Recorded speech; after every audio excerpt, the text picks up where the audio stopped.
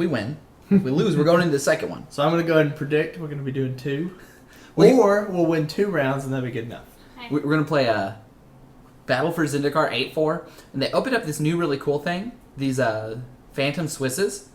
And we're going to look at this real quick. There's 60 play points to play. But the interesting thing here is the price structure lends itself to going high value very easily.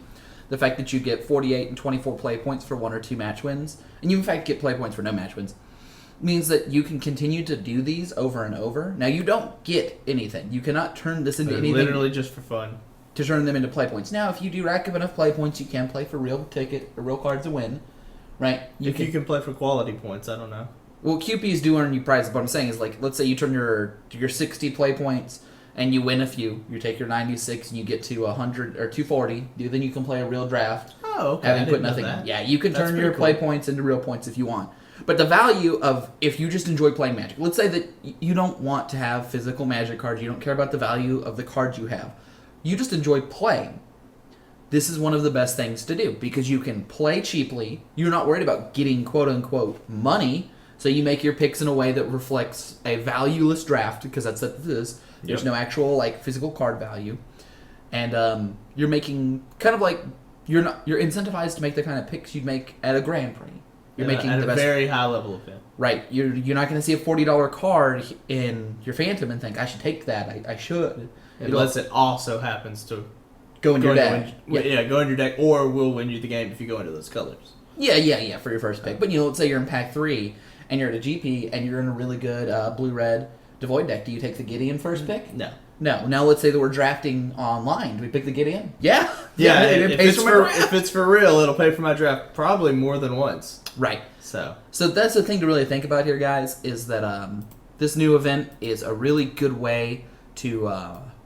you're looking at Innistrad. Maybe we'll draft some of that. Yeah, they got the spooky Innistrad, too, which is triple Innistrad, which is a lot of fun to play. We're going to go ahead and queue up on this 8-4. It looks like we just missed one fire off, so it'll be the next one. And while we wait, I'll talk about old sets. So we're going to pull up the Innistrad one so you guys can see the value. Liliana starts off at $87, first of all. That's a lot of money. It's a good card. This is online prices. So if we pull Liliana... that's online. What is it in paper now? I think Won't it's only... be much more. Yeah. Because they just printed the foil ones. 94. So interestingly, at Liliana's height online, she was higher than she was in paper. Really? Sometimes that'll happen. Online play will very rarely eclipse paper play. But what we're going to say here is that for older formats, triple Innistrad, first of all, if you guys have a chance to draft it, is super cool. At your shop or with your friends, you'll play some really wacky, awesome decks. But usually online, this wacky deck, everyone tries to draft it. So it's, all these drafters, and everyone's like, I'm going to do the graveyard deck. I'm going to do the infinite mill, whatever that red enchantment that does 2 damage, or I'm going to do the blue deck that takes all of its cards and cycles it over. And there were those I never did any of those in a real draft. Or I'm going to play the spider spawning deck, and all these are these really cool graveyard decks that have this same kind of things, and they're all essentially various kinds of graveyard decks. And the best deck ends up being the one that Brad played. In that scenario. Which I played in paper. Which is the green-white beatdown deck. Yep. And the reason it is... Or green-red. The best version of all of these graveyard decks, if you're 1 or 2 people drafting it, usually will beat the green-white one. Usually it'll stall them out. They won't have it. But when you got 5 or 4 people trying to play the graveyard deck, and Brad's all by himself... I'm just playing the good creatures, left and right. He just gets passed off. Sideways. What is it? The green-white... The green flashback white common that puts 2/2 counter. That one is so wicked. I love that. Right. And people are just like, I'm not playing green. Everybody always underestimated it when it first came out. Oh, man, that card was so good. Mm-hmm. But anyway, what I'm saying is, for older sets, if you loved it, play it. But play to the signals. Don't play it and just open it on. If you first pick your spider spawning and you don't see any more cards come for it around, don't make your second pack pick another spider spawning. You can't force that. It's not going to happen, right? You just got to take what comes to you, and usually beatdown comes to you because everyone else wants to do the cool sweet stuff, which is, I think, one of the reasons I'm not looking to play it as much. I don't mind playing green-white beatdown. I really want to relive that triple Innistrad, though. Draft has started. Yeah. Let's go ahead and pre-select from Beyond. I think that Hedron Archive is also decent. We could go into green with Warcaller, which is a reason to go into green. So you want the From Beyond over the Hedron Archive? So I really like Hedron Archon. I'd rather have I From can't Beyond. read that card from over here, and I don't know any of the Okay, names. From Beyond makes a 1/1 sign every token. And you can Every turn? Okay. every upkeep, and you can pay 2 and sack to get an Eldrazi card. The reason I like this better than I think that's better. the Archon is it blocks. I don't know if this is actually the pick. Green isn't actually that good. I think Warcaller may be better than From Beyond. This is just more splashable. Let's look at the rest of the pack. I think From Beyond's worth considering. Hedron Archive's worth considering. Warcaller. None of these cards are coming back. None of those 2 cards are coming back No. around. Warcaller is worth considering. It is the reason to go into Allies. We could pick this and play this. It's a bomb. It's A+ level win the game when you cast it card. Based on what every other draft we've done, I think we should take Hedron Archon because I think Green's going to get cut hard. But Green hasn't been cut hard. Green's considered the worst color. Or we could take I think Hedron Archon is just the best. I think I would take the rare. we're going with Hedron Archive. Okay, whatever. It doesn't Yeah, matter. so there's the second pick, Allies. There's the second Hedron Archive. Wow. Maybe we do. Okay, so I will first say, people, the pros, everyone's drafting, my personal drafting, green is the worst color. It's just not there, and the ramp deck is inconsistent at best. But if you get the rares and uncommons to make it work, it's a good deck. Mm-hmm. Hedron Archive. If we took the ally, that's going to be great. If we took the green ally, I would be happily take this ally and go into 3-color allies. It's a green-based It's a green-based multicolor deck. You're Converge. So usually you take creature removal first, but I know Smite the Monstrous has not been a high pick in any of these drafts we've taken. And can you give some insight on that since we've got 25 seconds to kill? All the threats don't have that much power. Except for the Eldrazi. Yeah, I mean, you're dying to a Cryptic Cruiser, you're dying to some 3/3s. You don't get to leave your mana up. You're dying to one of the biggest decks to murder you with evasion is the blue-white deck, and they don't have any they have. Yeah, I really look forward to playing that at some point. Yeah, they don't have that many good flyers. A lot of the top decks don't play big guys. It turns out Big Green Eldrazi is actually one of the worst decks in the format, just because it's so inconsistent. All right. What's Titan's Presence do? Titan's Presence exiles a creature, or we reveal a card, a colorless creature, in addition to casting it, and exile target creature if its power is less than the real card power. It will. Okay. So Kozilek's Channeler is also real good for what we've got going right now. All right, so things those come around pretty late. I would consider a Nettle Drone. I'm not. That's really good. Him coming I think around, I would rather take the Channeler over him just because we've got the ramp already going into it. I think that we might get more channelers. People Oh, take you Nettle think? Drones higher than Kozilek's Okay. channelers.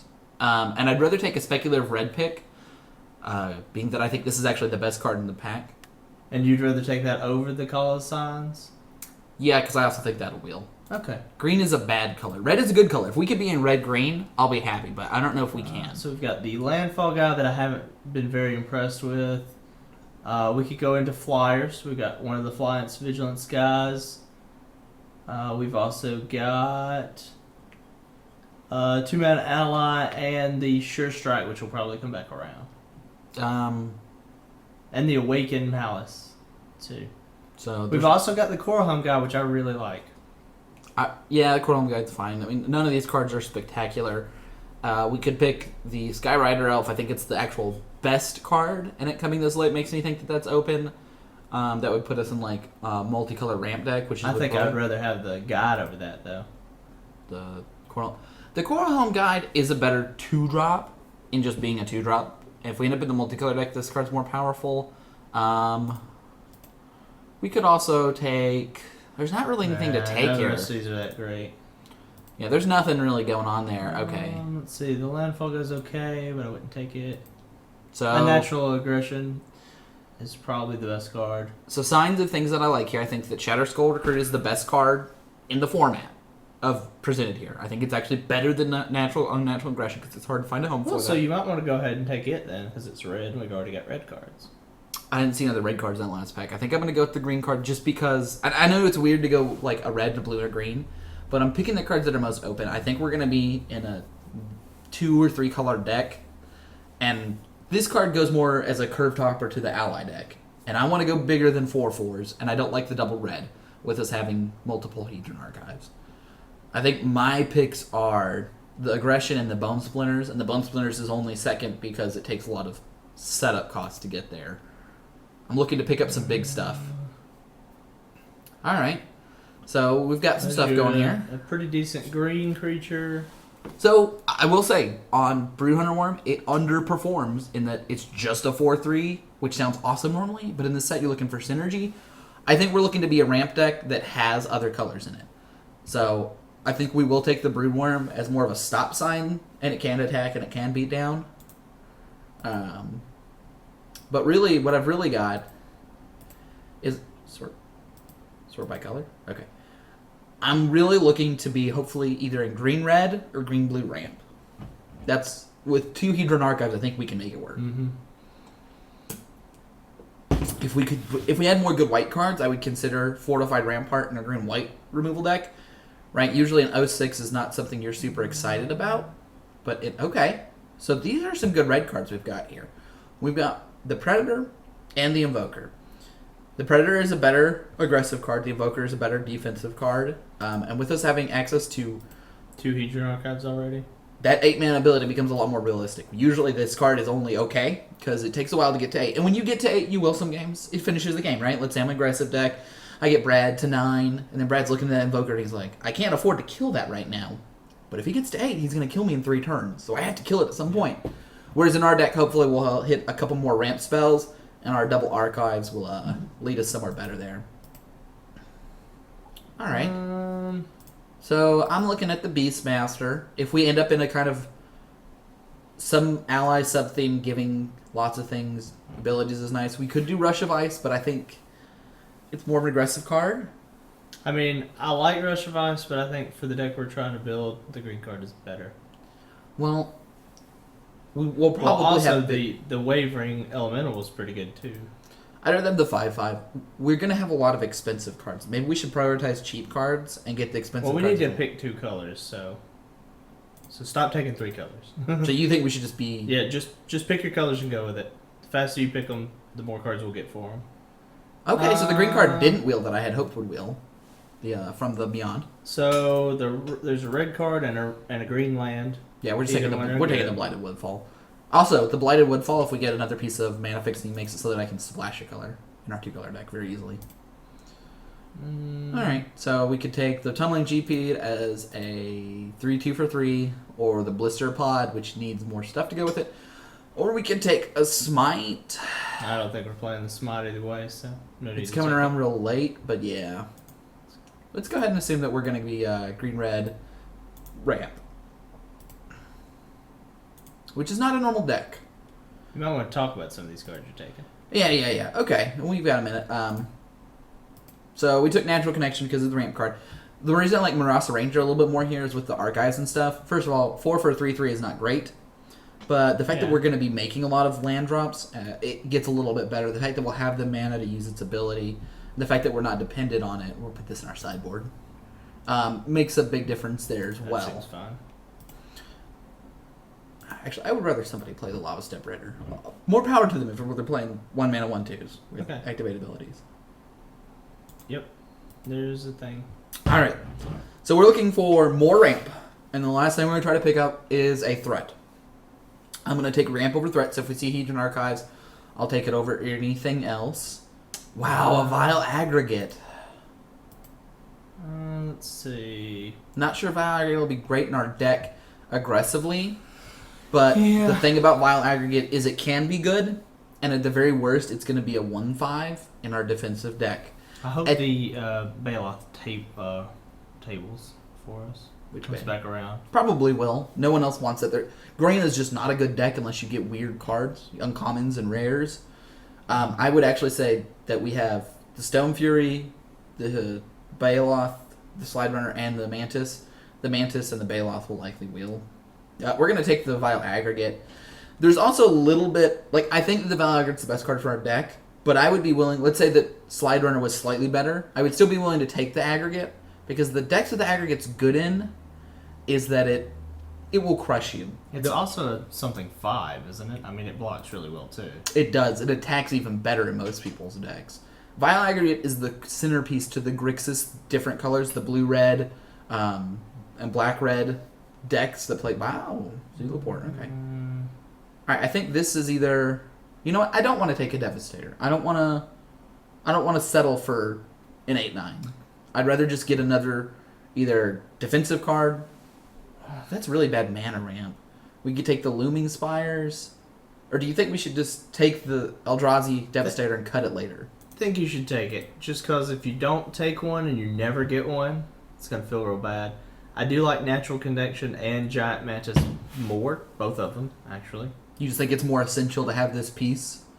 Yeah, I just think you want at least one, and we haven't seen one, and we're just barely into second pack, so we'll probably get another chance.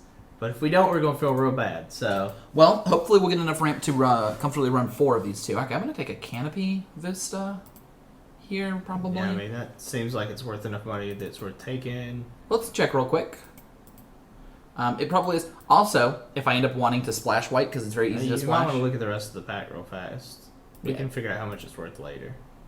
Call of the Signs is a card that I would like if it wheeled, and Stone Fury. There's only 2 cards here. Okay. Well, here, let me see that. Sorry. The other card I would consider is, with this green-white card, it puts me more into playing more Converge cards. Yeah, I like Now that. it's like $2. That's perfect. The other reason I like running the Tango, or the, what do we call them? Battlelands, is that they open up Converge. Green is our base color. And I would like to be able to pick up these Tarjuar Stalwarts, right? 3 for a 2/3 is fine. 3 for a 3/4, well, your ally deck can just shut it down because they're out of luck. Alright, so let's do this by cost now. What's the Stonewalker? The Stonewalker is 2 for a 2/1. Landfall, pay 3, put a 3/1, haste, trample elemental. Into play until end of turn. That's not terrible. We do need 2 drops. Here I would be looking at the Stonewalker, the Predator, and the Vestige. I think we're going to go with the Stonewalker just because I want 2 drops.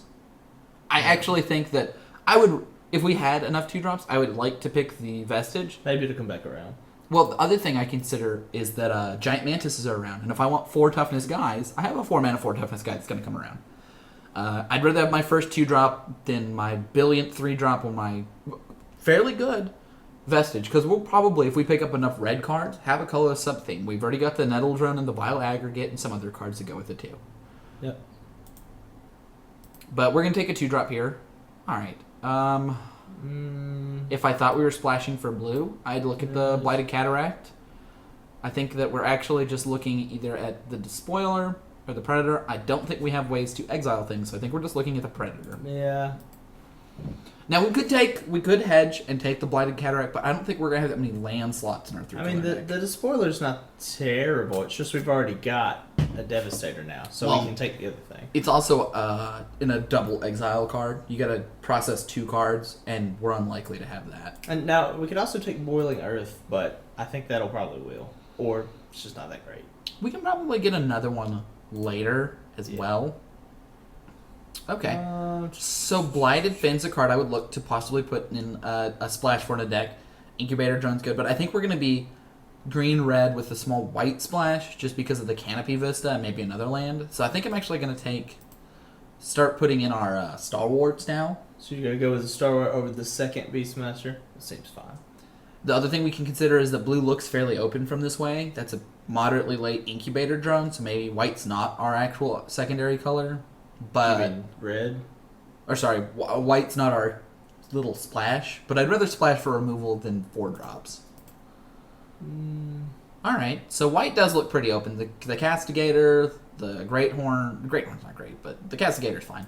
I think here we're between Boiling Earth... And the Champion? The Champion, and Pathway Arrows. I will say, Pathway Arrows looks like it's unimpressive, and it can be. With a lot of mana, you can get multiple activations. And if you're in black... If you have any Death Touch, the life gain, the guy that whenever you gain life he gains Death Touch, or the Flying Bat, Death Touch and Shooting is a very nice combo. Now, do we have any other ally cards? I don't remember any off the top of my head. I don't think we have They any. might be incidentally allies. We have 1 ally, right? We have 2 allies. Oh, well, so that would make our 3rd ally. I don't know if that matters. I think I'd rather not run double red and have our first sideboard card. Okay. That seems fine. Well, we'll go and put that in our sideboard. I've heard some of the pros have been saying that Boiling Earth is playable main deck. I'm not sure. So we don't have any good red cards here to pick particularly, and we're going to take Unified Front. It's going to go on our sideboard. But if we end up in red-green allies and our splash is white, this is the perfect card to splash for. This is the card that when you activate it for 3 or 4 and you get your allies and you get 3 triggers off your Beastmaster, it all comes together.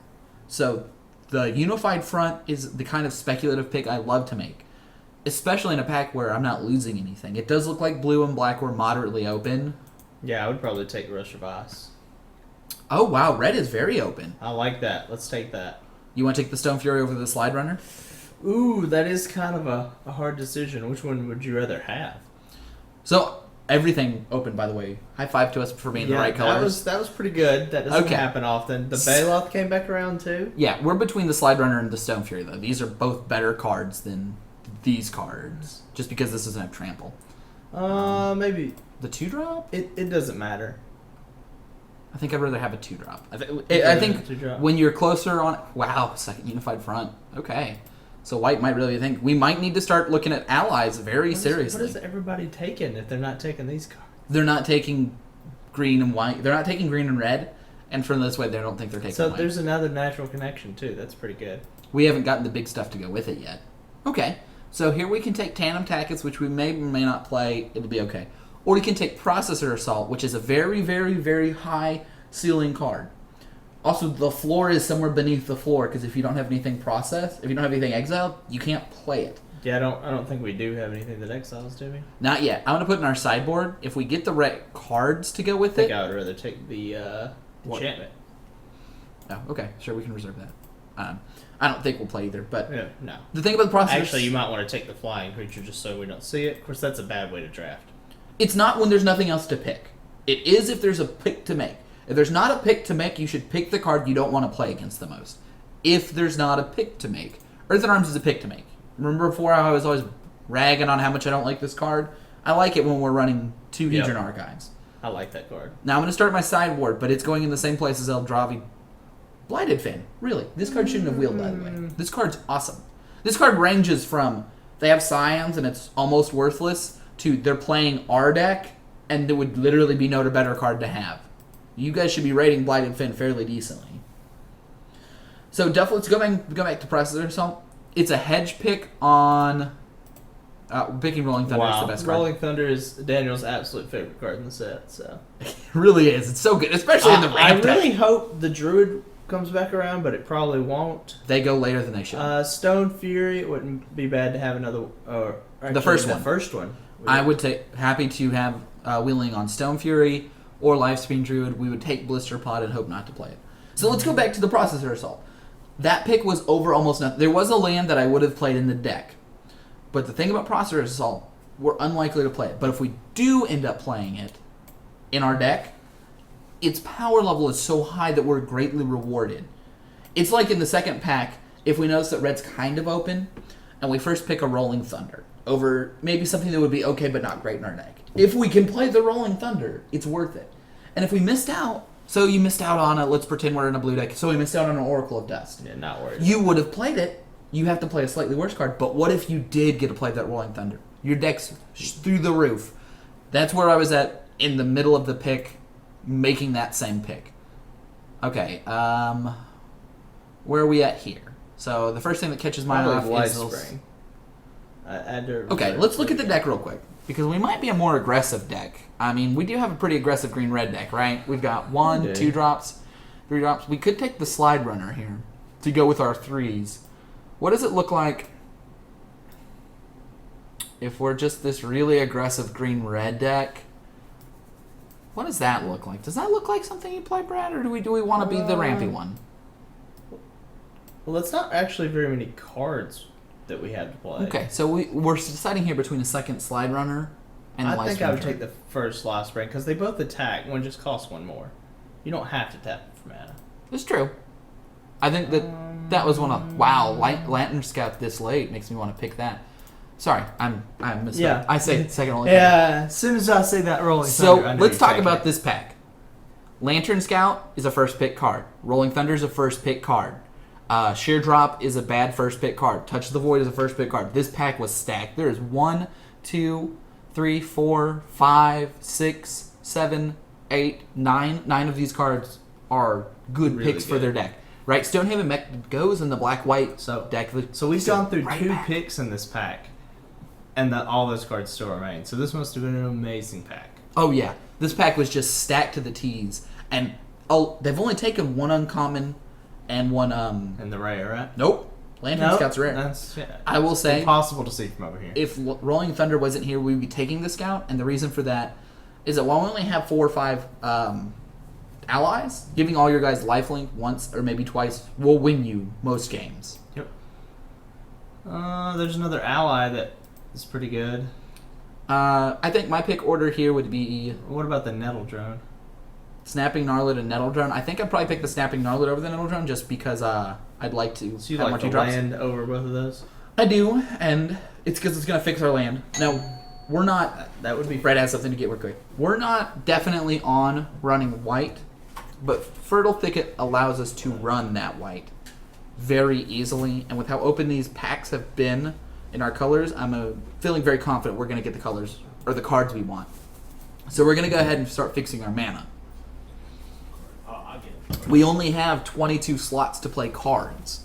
The fact that this land goes in those other 18 land slots means a lot. The Rot Shambler is fine. I do not particularly like it in the decks that don't have the sacrifice outlets.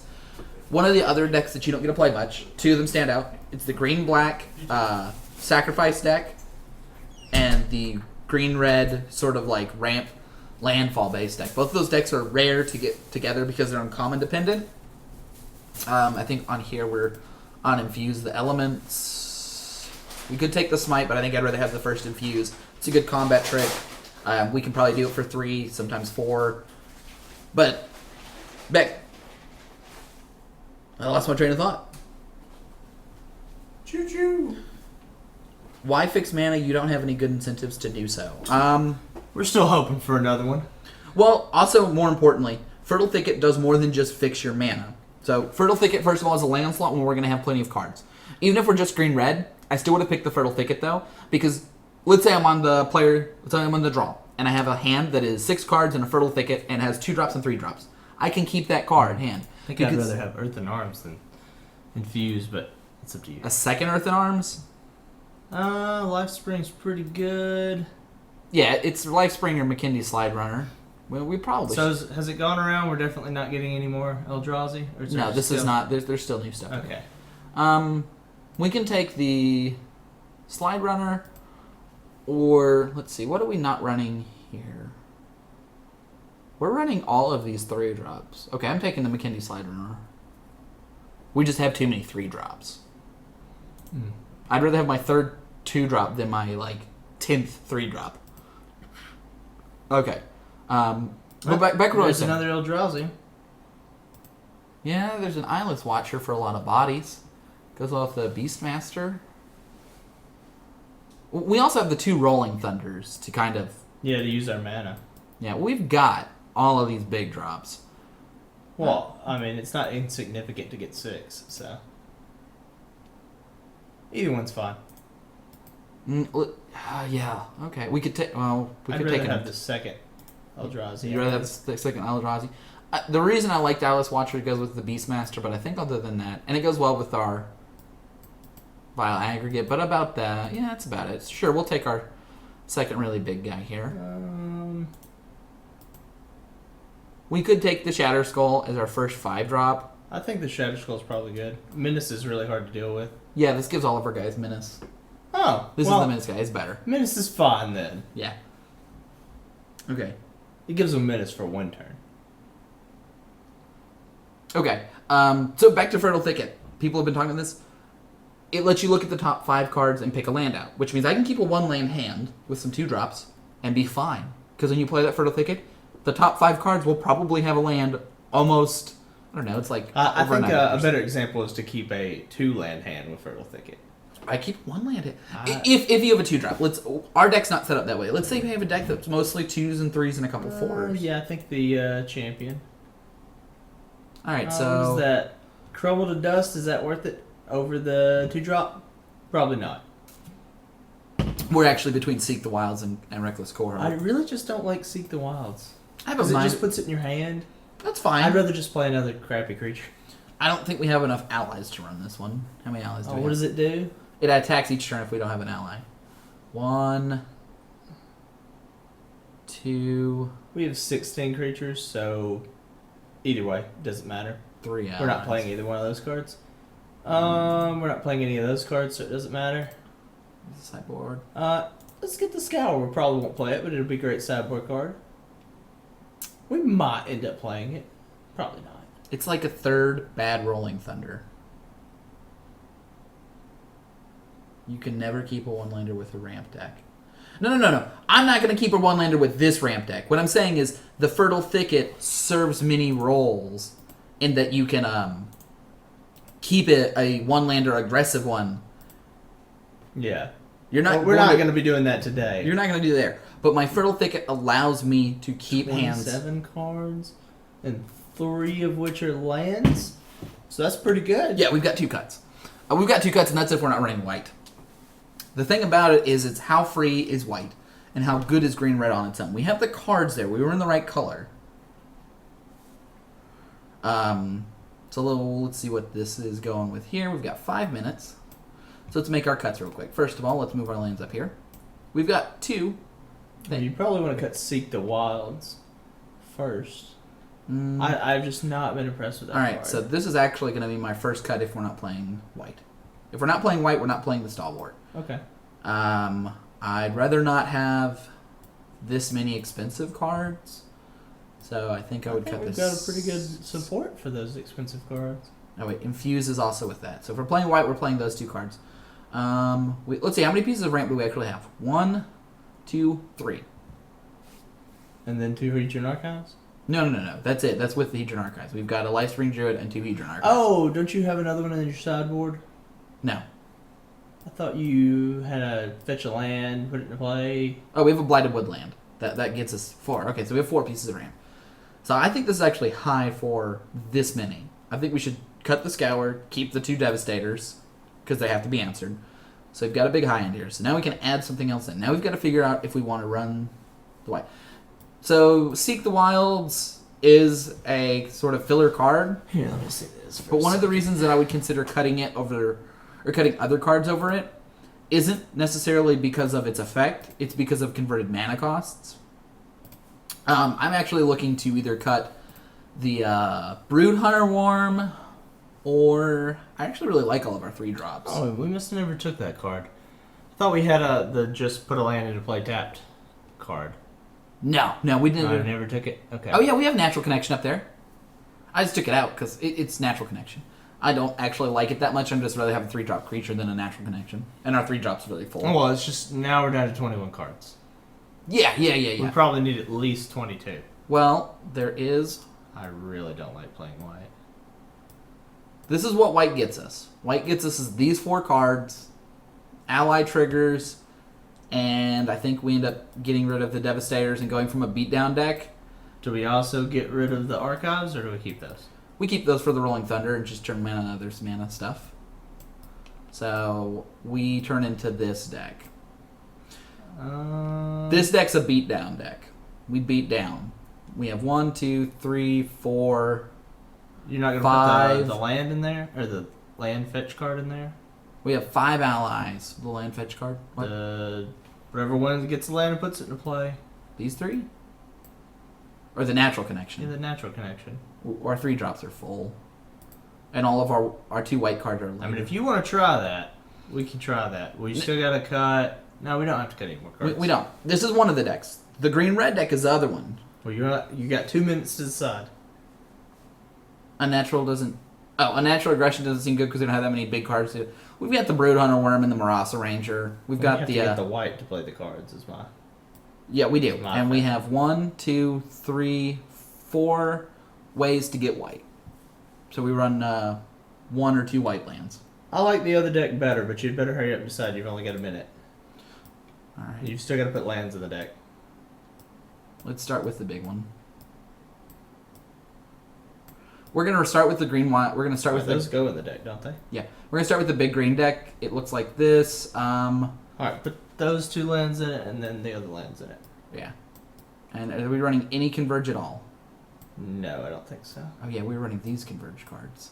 Oh, okay. So now you're at So we need to 20 run cards.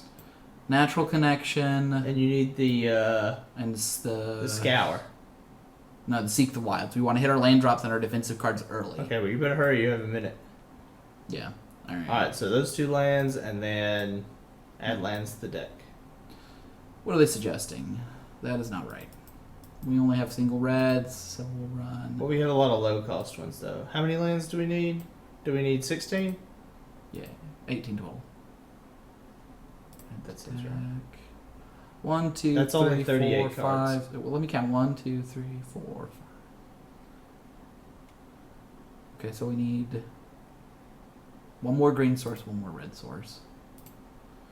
All right, so this is what we're going to submit.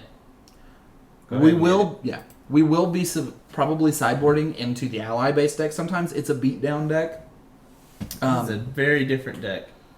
Yeah, I mean, we just didn't get that many ramp cards. Like I said before, the green-based ramp deck is based on uncommons and rares. We didn't hit those, so we have a kind of deck that runs some Rolling Thunders, which is the reason I like starting out in it. Yep. You think Boiling Earth is better than Unnational Aggression, the 1 damage? Have you seen a lot of decks where the 1 damage has made a difference? Unfortunately, guys, we won't be able to read chat while we're doing that just because of the time limit.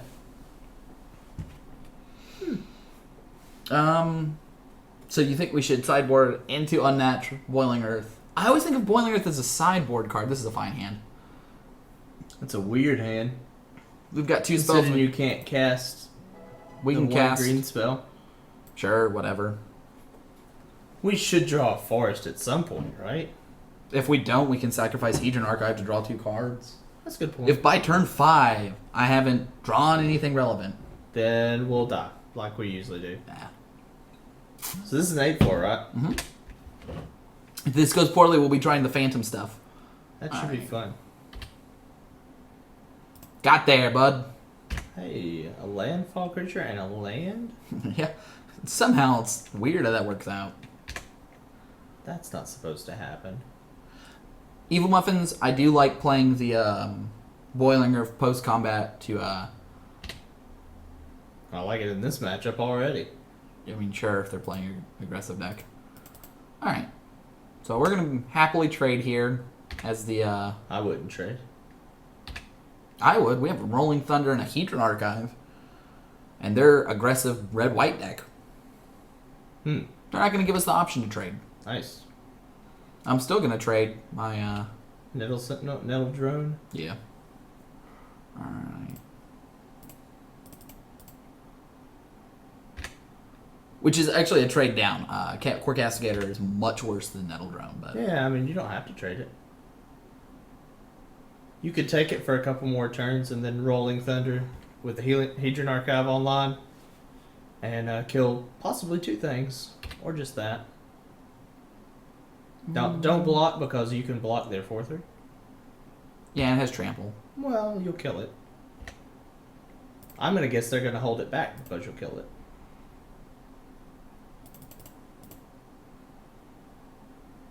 Respond to your... Yeah.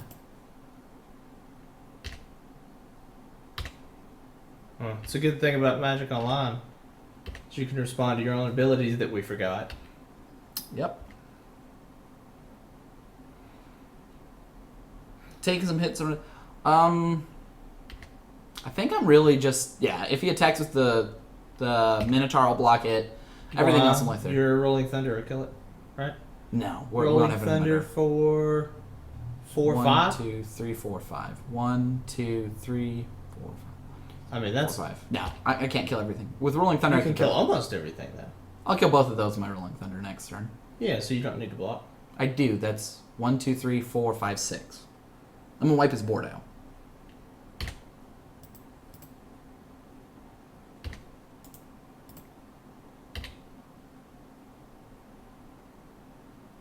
I also was hoping he would play some sort of combat trick. What? How did that not die? First strike. That's not the vigilance one. Oh, you should read the cards, Daniel. There's too little for me to see. Can you make them bigger? No. Okay. That's annoying. Yes. Alright, so it's 1, 2, 3, 4, 5. 1, 2. 6. That's 3. That's lethal. So yeah, we are Rolling Thundering this turn. We can do it for 1, 2, 3, 4, 5. So we'll kill his 1-drop. Why don't you kill these two? I'm going to kill the most amount of damage. Which would be these two, right? No, the other one's a 3/1, but Yeah, that one gives everything first try. it's fine. You would rather kill this one then? Let's see. How do I undo? Undo. 1, 2, 3. 1, 2, 2.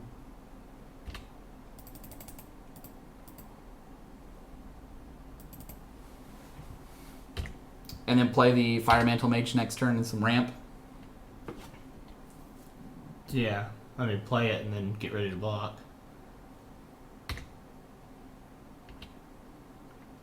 Yeah, that was a pretty bad misplay. Yeah. For some reason, I was thinking it was the Vigilance one, and then just... Oh. You mean that one? No. The ally that costs 3, that's 2/3 that gives everyone Vigilance. You should read every card. Yeah. I got injured, so I'm on a little bit of medicine. You should make sure that I'm looking at the cards. I'd forgotten that. Yeah. We're probably going to die. Definitely going to die. Well, not quite. We can't play this. That's an instant. Cool. Yeah, it won't help yet. But we can take 3. So we're going to block here and trade. And do I have enough to play both of these? 1, 2, 3, 4. They'll be tapped. Wait, What are you trying to do? Say it out loud. I'm trying to play Blighted Woodland and Fire Mantle Mage, but I don't think I have enough. 1, 2, Okay, 3. Blighted Woodland's a land, so just play the land. Yeah, we're definitely playing that. Okay, Right, so we're now playing the Fire don't tap the... We're playing the Fire Mantle Mage, and then we're going to instant speed play the Natural Connection. We didn't have enough to do both. What are you trying to do? Are you trying to crack the land? Because you can't crack the land. No, I can't. Why It's not? 4 and tap it. 1, 2, 3. Oh yeah, I can. See, man, I'm out of it. I You're need really out of it. Yeah, actually, it might be better to crack the Hedron Archive to try to draw the Rolling Thunder. 3, 4, 5, 6. Yeah, probably. Alright, so block the one you can block, Go to 2. and then crack the Hedron Archive. We'll do that. Yeah, do that now. Oh. Okay, just go ahead and crack the Hedron Archive. You Mm. drew 2 lands. How wonderful. All right. Okay, so I'd rather have more bodies. I don't think we need to be a big deck. I think we need to be a deck with more bodies. Oh, so we're going to try the other build. But yeah, we just don't need to have a lot of bodies. More bodies don't help. Or more bodies do help. The other things we can consider is running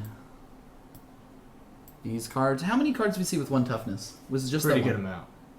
Wasn't it? It was just 1, wasn't it? Oh, so far, yeah. Do we? He might have more than 1. You can cut the Seek the Wilds, probably. Possibly. We want to be using up all our mana every turn.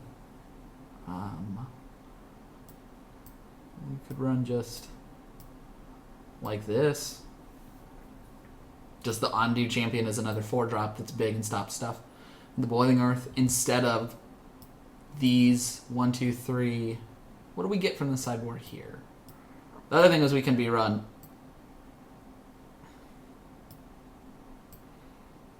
this, but I don't think we're really gaining that much more. I don't like the splashing into the color. I don't either. Not when we need to be more defensive. Get the Plummet in. Get the Plummet in. I like get the Plummet in. Let's get the Plummet in and the That's a Boiling good Earth plan. out. We can stop a 3/1 not Plummet card a Yeah, lot let's easier see. than Plummet. Let's take the Seek the Wilds out. That is not a creature. And let's put the Boiling Earth in, because that'll kill a creature. Or, instead of putting the Boiling Earth in, we can put that 2-drop creature that has to attack. I'd rather have He didn't the do much Boiling Earth. blocking either, so doesn't matter. Yeah, I'd rather running like that. Like Do that? well, let's check to make sure we don't need to change the mana. Okay. We took out, what? Colorless cards, and we put in colored cards, I'm putting a green card one. and a red card. Okay. Yeah, we're probably fine. Yeah, there's not really anything we can do much here. No, Plummet's a good idea, though. I like Plummet was really sharp. Would you like to play first? Yes. Yes, I will. That seems alright. Natural Connection really shines with the Valakut Predator, too. That is pretty good. Yeah. So the other reason I don't particularly like the green-red deck as much as other decks is that the theme isn't that strong. Like, our deck would just be bad if we didn't get first pick, second pick, Hedron Archives, and then 2 Rolling Thunders. Like, our entire deck's power comes from uncommons. I believe so. That's just why I don't like running this deck. And That's why not many people do it. Yeah, and there's not the commons to make this deck good. I mean, in theory, you could get a bunch of McKindy Slide Runners and the other green card, and it's okay. But it's not even great then, and that's the real problem. Alright, what are they throwing down? Nothing. Alright, well, play a creature. Yeah, let's play the Predator. It's gonna die.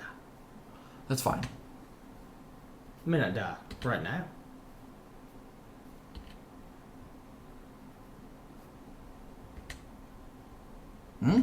That's interesting. Alright, play a land and attack. Get in there. Land. Now, Do you getting have to click through this trigger or anything? We're waiting for him. Oh, okay. Alright.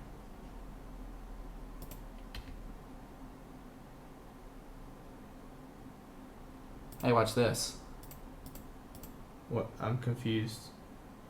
His landfall, doesn't it?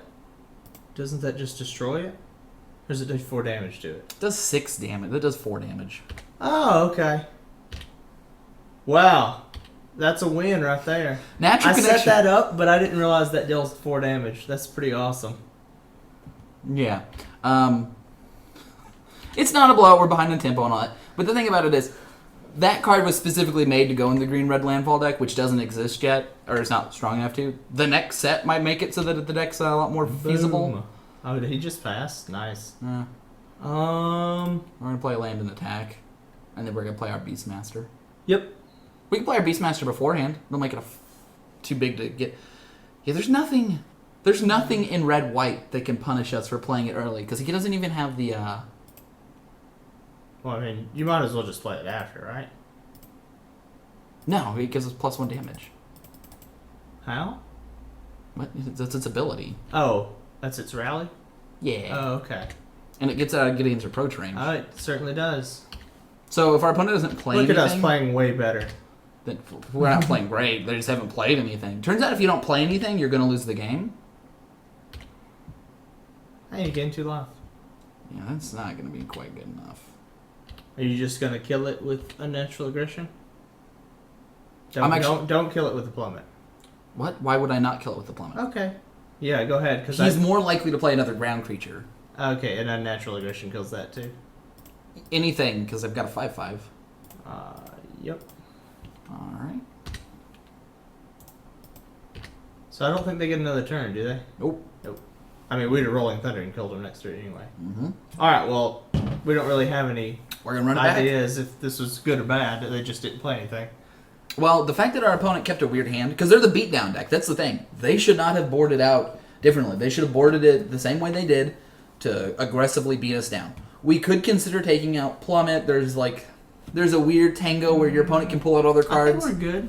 We're going to run it because we have the availability Who's to. this guy, dude? But it's just a 3/3. Oh, it's the 3/3. So, interesting thing about this set, I like Marasa Ranger better than I like Broodhunter Worm, which is not normally the case. Normally, I'd rather have a 4/3 that's always going to beat down than a 3/3 with a kind of bad ability, but often the games are going a little bit longer. I'll pilot for a minute. Brad's going to tell us if this hand's good or not. Mm-hmm. They're really tanking hard on this one. So, well, they're just AFK or something. Or they had to go get something. They want to go first. That's a keep. Yes, that is in fact a keep. I think I'm going to start with the Fertile Thicket. Yep, we're going to Fertile Thicket. F6. Oh, hang on. No, here, I'll do that. I just wasn't paying attention. Wait, did you have 6? No, I have 2. Oh, okay. Because it's our turn. Hey! Hello. EMT Boone. We're playing some Magic They're here. really tanking hard. Alright, so it looks like we've got a Lifespring Druid into a Hedron Archive if we get a land off this, and hopefully that land will be red. I mean, statistically, it's pretty likely. F2. Yes. Wow, that's so we just click this. Yeah, and then just click everything else real quick. All right, F6. That is a landfill ability and green card. They can give counters to any creature. Seems very much like an irrelevant effect. F6 through their turn. Hey, they got a creature. Yep. It destroys artifacts or something. Destroys an enchantment. Alright, so we play our red land and pass. Feldar Club destroys target enchantment. It's just a 2-2. This is a set where 2-2s for 2 are not good, for the most part. They are good in the red-white deck. You need to F6. Or F2. Did not like that. Okay. I can't play here. So. The red-white deck is the primary aggressive beatdown deck. Here we go. So I think we probably want to play the Nettle Drone over the Lifespring Druid, unless you think ramping into the Beastmaster is better. I'd rather play the Lifespring Druid because I'm more likely to be blocking, and I'd rather my Lifespring Druid trade with a 2-2 and my Nettle Drone trade with a 3-3. Okay, so you think we'll end up blocking? Yeah, next turn we'll be playing Hedron Archive most likely, and then we'll just have the mana to play the Beastmaster. We'll throw it out there. So, let's see. Hey, Tails!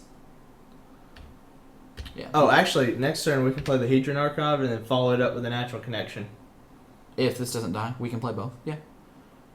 It's not particularly that much better, but getting more cards out onto the board is better, so I will skip the block here. Just specifically because I'd like to get more openings to a situation like where we could roll Boiling Earth the next. Ooh. Oh, man. Yeah. Alright, so we can also play Hedron Archive and McKindy Slide Runner to trade with the Feldar Cub. We can play... 4, we got 5. We could play Nettle Drone and Slide Runner, but neither of those answer the Vestige. I'd like to play... They do together, though, so that he won't attack with it, probably. No, I think I'm just going to put up the Slide Runner and the Archive. Okay.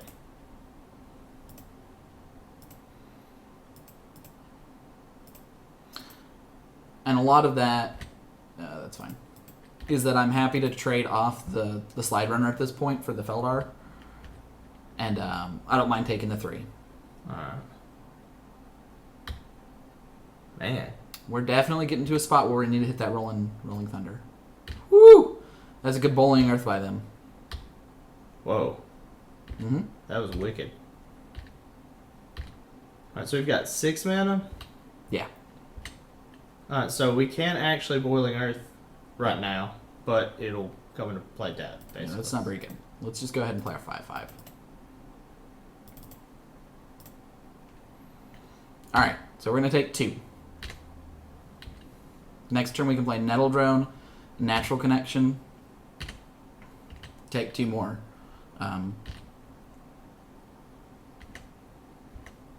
Alright, so he doesn't have combat tricks. He has 3 cards in hand and none of them are combat tricks, otherwise he would have attacked with the Vestige. All combat tricks in these colors. Whew. Another flyer. Yeah, we're going to need to see a plummet or some removal right now. The good news is any of our removal will answer all of his creatures. That won't, though. So you think you're better off attacking and then Boiling Earth? Just to, No, if we attack, he's going to kill us. This says trample. Oh, well, you'll awaken 4. I'm going to play the Nettle Drone and probably sacrifice the Hedron Archive to see if that makes a lot of sense. Can get. Now, do you want to sacrifice the Hedron Archive first? No. Okay. I'm going to do that at the end of the turn.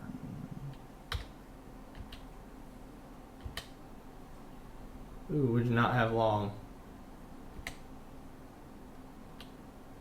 Alright, let's see. 1, 2, 3, 4. Yeah.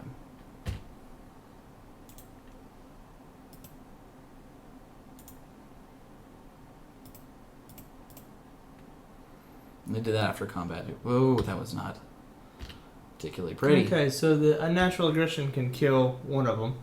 Mm-hmm. But if he plays another flyer here, we're in trouble. I think I would have played that before combat and attacked with everything. He probably would have had us down to almost dead. Alright. So we need to 1, 2, 3, 4, 5, 6, 7. We're going to play Broodhunter Worm and Unnatural Aggression. We're going to play... I think we're going to play the Unnatural Aggression. Alright, tap the Nettle Sentinel. Yeah.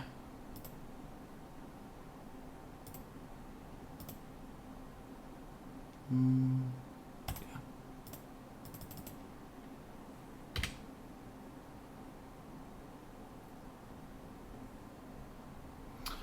If we can get a rolling thunder, then we can be in a position where we can start attacking. We might just win if we can get that. Duffless, you're right in that we have more ramp targets, so the Life Spring Druid's better for our deck, but I was imagining a scenario where our opponent played a 2 toughness creature into a 3 toughness creature. Alright.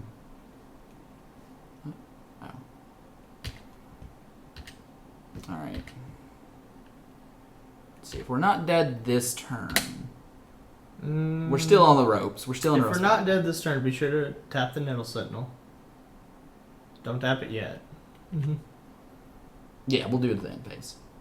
If they attack with everything... let's see, the 5/5 will block the trample dude, the 4/3 will block the 4/3, The and the 3/1 will block tap the 2/2, and we'll still just take 2. So, not a problem, considering we'll just boil if he plays it an the next ally, turn. then What, gotta get all trample? it doesn't change anything. We take 1 more damage.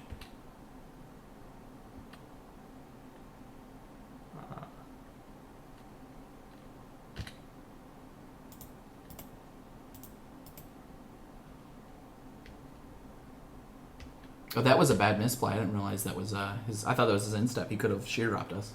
Let's see what we draw. It's not bad. Well, don't you want a Boiling Earth instead? I'm going to do both. What? No, I mean with Awaken, obviously. 1, 2, 3... Did I count wrong? 1, 2, 3, 4, 5, 6, 7. Yeah, you did. We'd be down a blocker. Oh, okay.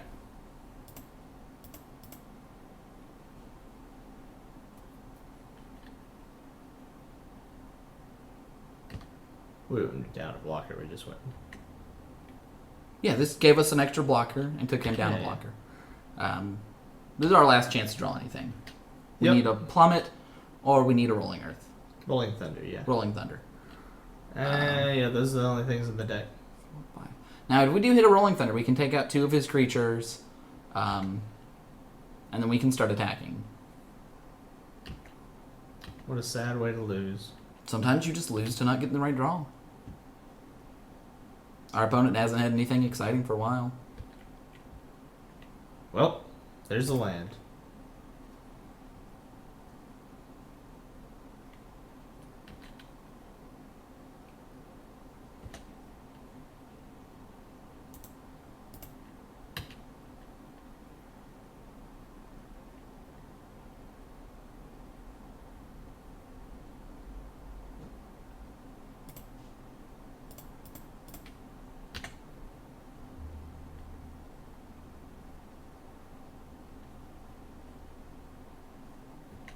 The turn where we decided to... What did we do that turn? I don't remember. We made another turn. That was one of the plays I was considering making, was having the 4/4. Yeah. Oh, we got him down to 5. How fun. Yeah. Alright, so we're going to go ahead and run a Phantom Draft on the back of this one. Again, that's the downside to having a couple powerful cards and a lot of cards that just don't do as much. You can end up situations where the deck wasn't particularly bad, wasn't particularly good, but a lot of the power relied on about 6 of our cards in our deck. Alright. Oh, it didn't even let me Oh, okay. Here it is. Oh, look at that. The next card. Yeah, sure, whatever. I mean, there was no way we could, A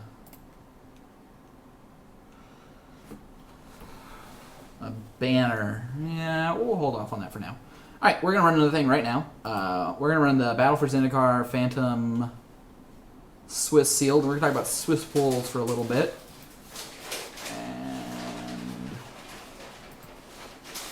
And who we in here? Alright, so there were a couple things that went wrong with that deck. Specifically. First of all, I'm a little off of it because I'm on my medication and it's got me a little bit not as clear on my play. So I made a couple bad plays in that first game. As you guys noticed, the first strike ally was played and I should not have blocked. We should have taken that damage.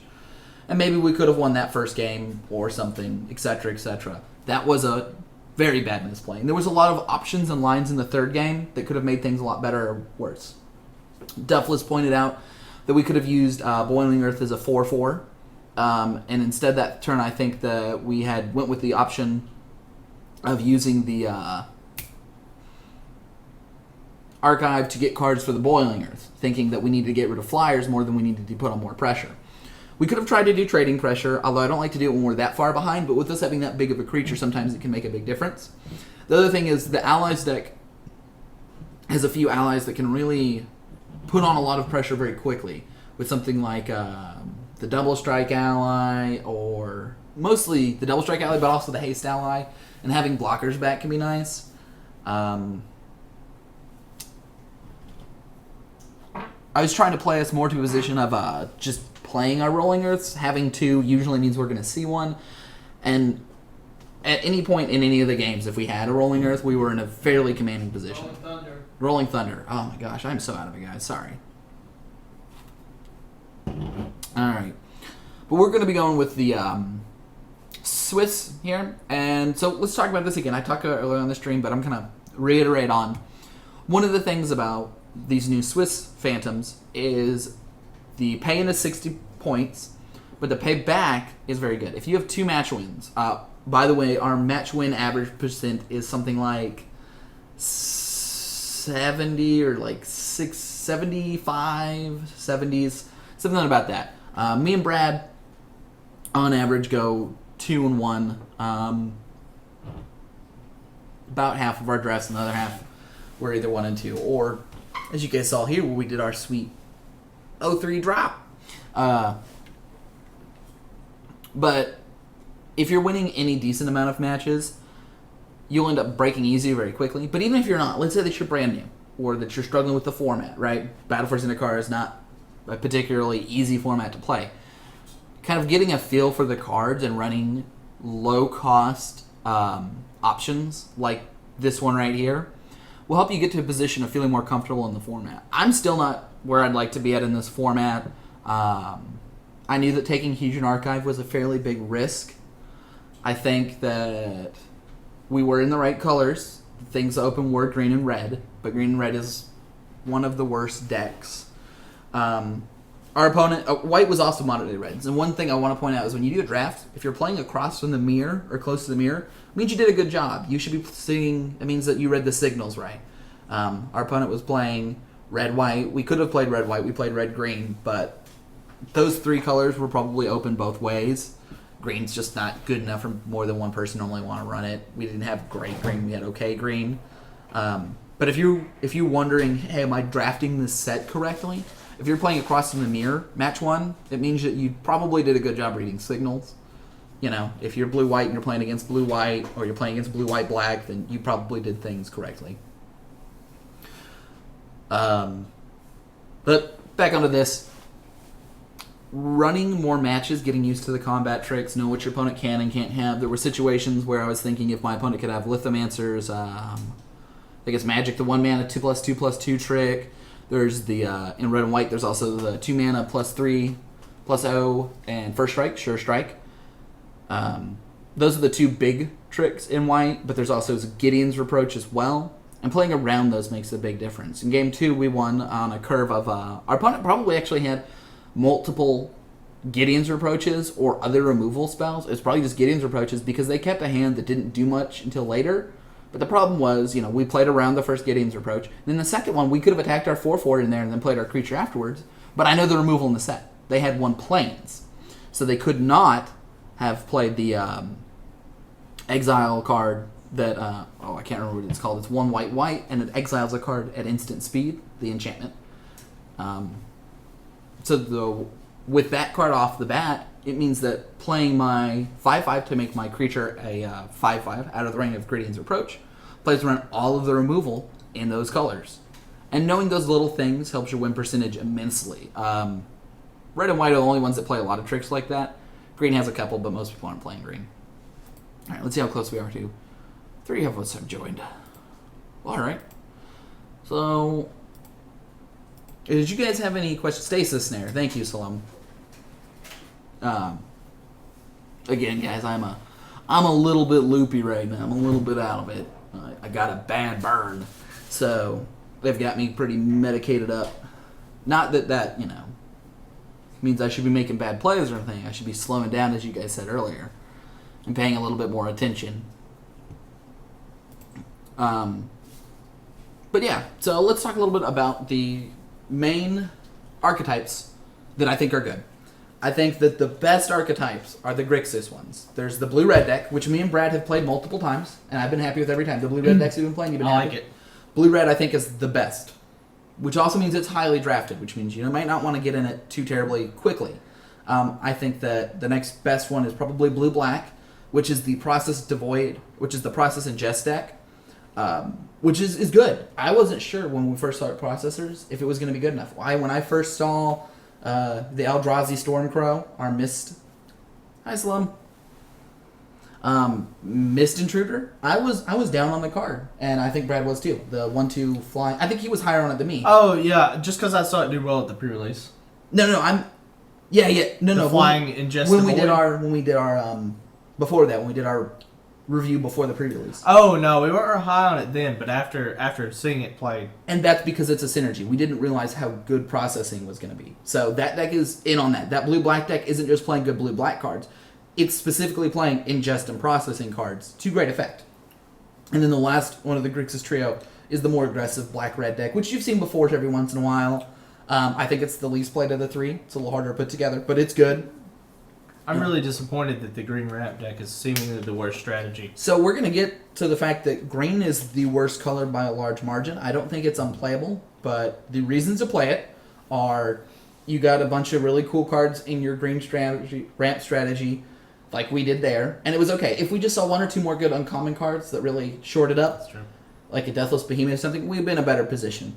We could have played a big guy. We could have played like an Ulamog in our deck. We had the mana to do it 6/6 too. with Vigilance. That one's good. The other deck that I like to play that we could have picked is the Warcaller. We saw the 5 mana 2/1 that gives +2/+2 to allies. Now imagine if we had taken that over this. I mean, if we went that route, we would have had a little bit stronger of a deck. Now we didn't know. We didn't make the wrong pick picking the Archive. The Archive was definitely the right pick because we could have been red-blue ramp. We could have been whatever other ramp. Mm-hmm. It just happened that green and red were the right spots. Because the green ally Taju Warcaller only goes in the green multicolored ally spread out deck, which would have been great in our deck, right? We would have played the unified fronts. We could have, get +6/+6 for our team and 3 guys, all this stuff, etc., etc. But the fact of the matter is, you don't know when that's coming in, and not being able to shift, having to have uncommons decide your deck, like the black-green deck, like the green-red deck, not attractive. I'm not in for having to have rares and uncommons for my deck to be playable. If you can build a deck out of commons primarily, that's the deck you want to be in, which is the Grixis decks. It is the red-white deck. I think that the ally deck, while not particularly cool or doing all these really fancy things, is very solid. It plays a lot of commons to good effect. You can pick up commons, and you're also happy getting cards like, you don't mind playing the 5 mana 3/3 Flying Vigilance. You would rather not, but it's fine. Your Valakut Predators, another card you are fine playing. It's not necessarily synergistic with your deck, but since you're a beatdown deck, you don't mind just having raw power and toughness. Oh, you're Brad and I'm Mobius, apparently. Yeah. Mobius! We're about to fire here. 7 in the queue. We are running sealed, and depending on our pool, I think that Battle for Zendikar is a slower set overall, with the exception of the red-white deck. all the decks are slow, so we will be opting to draw if we win die rolls. Depending on the set, Really? in sealed, you will draw. Oh, this is sealed. This is sealed. Oh, okay. Yeah, sorry, no. In draft, it was correct to draw in M15, and it's been correct to draw in one or two other sets, but it's almost not super often. Okay, so how long do we have to build the deck? You got 20 minutes. 20 minutes. Let's Right. start by looking at our multicolored and colorless cards, just to take a peek at them. Actually, we're gonna do this exactly how I run my sealed builds. Sort by rarity. Yep. Did you sort by rarity game? There we go. The reason I like sorting by rarity is it tells us where. Yeah, we don't get to keep these cards. All That's right. a good card, though. So we've got one red card I'm excited about and one black card I'm excited about. Either of these cards are. How's March of the Tomb?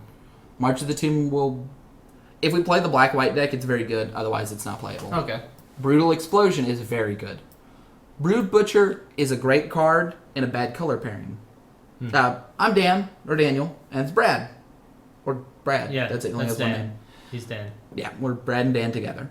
Well, we're not together. We're Yeah. draft buddies. Yeah. Cat's somewhere in here. It's his girlfriend. And Ash is somewhere else. It's my girlfriend. But if you don't have girlfriends, it's fine too. Everyone doesn't have to have a girlfriend. Anyway, back on point. He's Brood, on a little bit of medication. Brood Butcher is the kind of card that I'll splash in my wow. black deck or in my green deck. Sword. Um, cost. And the last one is Brutal Explosion, which I'm Which excited one to is play. this one? Okay. All right, let's look at our lands. So we've got an Evolving Wilds. I definitely want to play that. Let's see. Can we make a pile on the other side of this pile? Let's do it by color. that? Let's count our colored cards. So the first thing I do is look at my rares to see if there are rares I have to play. Like cards that are rare that sorry, I'm going to get off that now. You want By color. Okay. Because let's say you have a Gideon. Well, I want to play that Gideon. I want to see if white Definitely. is doable. Now we're going to count our playables. We have plenty of time. Okay. So let's start with white here. And we're going to put all of the playables that we think are a B, which is cards that we're very excited to play, into a pile. And we're going to make a little space for that.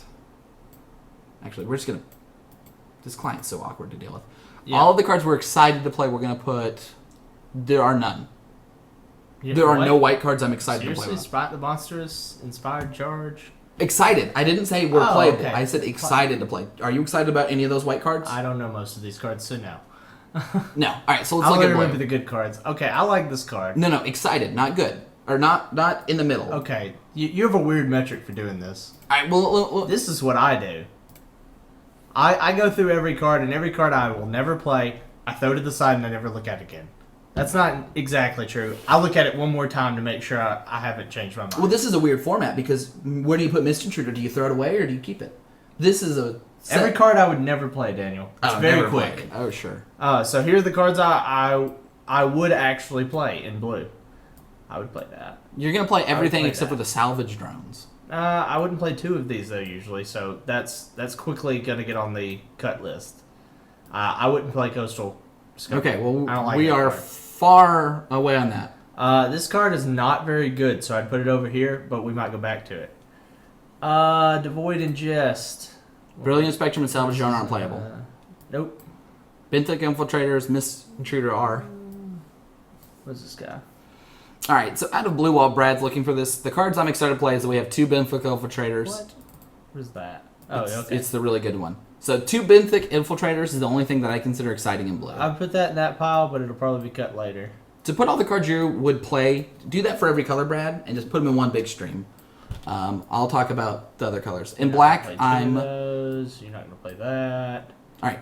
In Probably not gonna play that. You're gonna play that, and you would play that. Okay, so that's all the blues sorted by. We never have to look at that stuff here. again. Okay, let's pull out all of the cards we won't play, and then we'll talk about the cards we were excited to play. Let's do that. That'll be the easiest thing to do.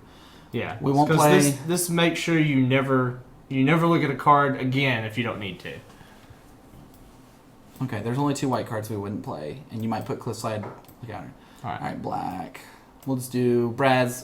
Pull out the cards that we will not play. I'm not playing Vicious Null, except for in specifically one deck. I'll play Transgress the Mind. I'll play Carol Thrall. Sludge Crawler has shot up in my opinion, by the way. I think it's quite good. Wow. Well- Red. Which one's Volcanic Upheaval? Oh, sorry. Good call on that one. That's the land one. I don't play that one. And I would not play. Yeah, the Warpaint's Warpaint's if I probably can not. avoid Alright, and Boiling Earth, that's alright. That is. Seek the Wilds, I don't like. I would cut those. Plummets, they would go strictly to the sideboard. I would run Seek the I Wilds. mean, leave them in there now in case we build the ramp. All right. So what we've done is we've cut out all the cards that aren't playable. So this gives a more accurate representation. Junk. So let's start in white. I said there's nothing in white that's exciting. Blue has 2 Benthic Infiltrators. That is 2 exciting cards. And the Coralhelm Guide and the Rush of Ice. I like those. Exciting, not cards that are just solid. They got to be notch above solid. Metric, man. Cards that if you see them, they're going to do great work most games you play. Oh, okay, so like the Hellkite. Or the Benthic Infiltrator. If you play Benthic Infiltrator on turn 3, okay, it's going to do what like you want. So like the Righteous Path. And then yeah, like Grip of Desolation, Silent Scimmer, Ruinous Path, Malakar Familiar. You're getting a lot of these cards that you like here in one color. Yep. Gyarados throws close, but not quite there. We've got the Hellkite. I like Stone Fury. Turn Against. Vile Aggregate. I'm disappointed we didn't get your favorite red uncommon. Alright, I think we're going to be black-red. It seems like it. Oh, we got a Chandler. Yeah, we did. Get Coastal Discovery over here. I'm excited to play it. I think that there's literally no card that me and Brad are further on. That card is useless. Let's say that card's good. That card's okay. We could play blue-red. We can play blue-red or... Alright, I don't think the green is worth playing. I don't think the green or white I do think the Chandler might be worth playing. The Prairie Stream... We're just not we're not in blue, so... Alright, so what we need to decide... sorry, we're not in white. Yeah, let's start assembling this deck. We've got about 10 minutes. We are either blue-red or red-black. So 2 of the decent archetypes. If we didn't have enough playables, I would consider being all 3. Alright, so just the absolute best cards from each of those 3 colors. Put in the deck. And then we'll cut colors. Let's see. If I was running just the best cards... We are colorless, so we'll run the colorless cards. Carolthel's a colorless card. Outnumber... Nursery... Aggregate... 17. I don't think we need to run another color. I think we just need to be black-red. Oh, you don't want to look at the blue ones? There's only like 5, so probably not. Benthic Infiltrator, Mist Intruder. Okay, no need to look at them. Well, we can run just the best cards, but how much mana fixing do we have? We just have the one. We just have the one. I'd rather just be black-red. Alright, so just cut the blue. Which is really sad. Now, we can sideboard into that. Now, the other thing is if we're here... How many ingest cards do we have? Now, 1, I like 2. the Chandler as well. It's a very solid creature. It doesn't have to have an ability to be solid.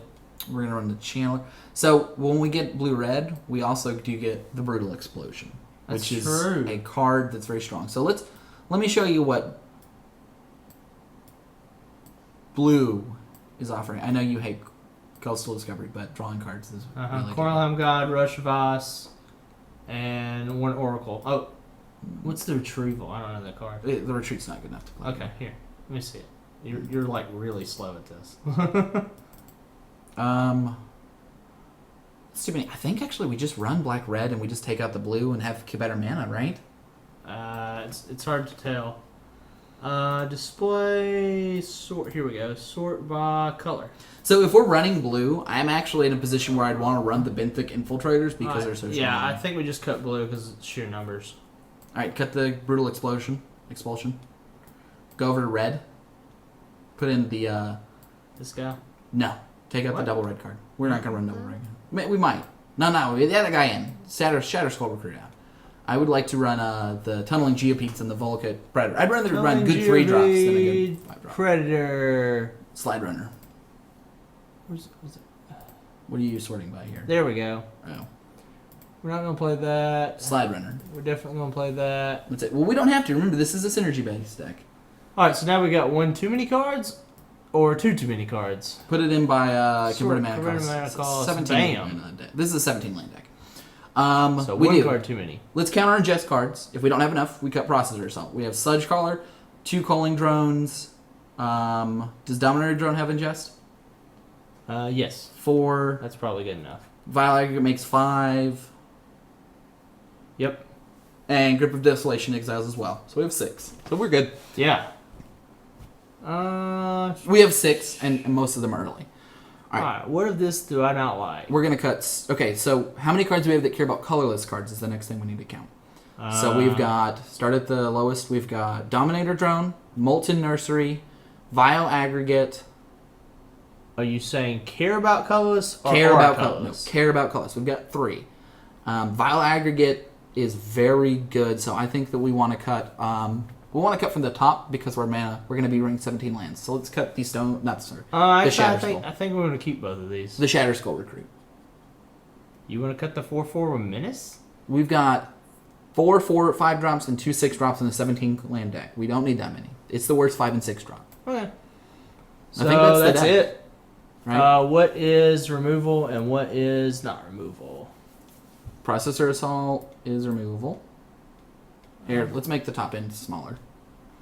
And then we'll look over this one more time. That's perfect. Oh, you also want to make it a little bigger. Alright. Yeah, that's not very much bigger, but whatever. 1, 2, 3, 4, 5, 6, 7, 8, 9, 10, 11, 12, 13. That's pretty good. 16 creatures, 7 other cards. Alright, so Molten Nursery is a card that's going to come in and out depending on our opponent's matchup. I do like starting with it. It gets rid of the drones and stuff. It's not a creature, by the way. Pull it down to the bottom. Not a creature. The fact that it kills 1 toughness things and we can do that post-combat to player stuff is nice.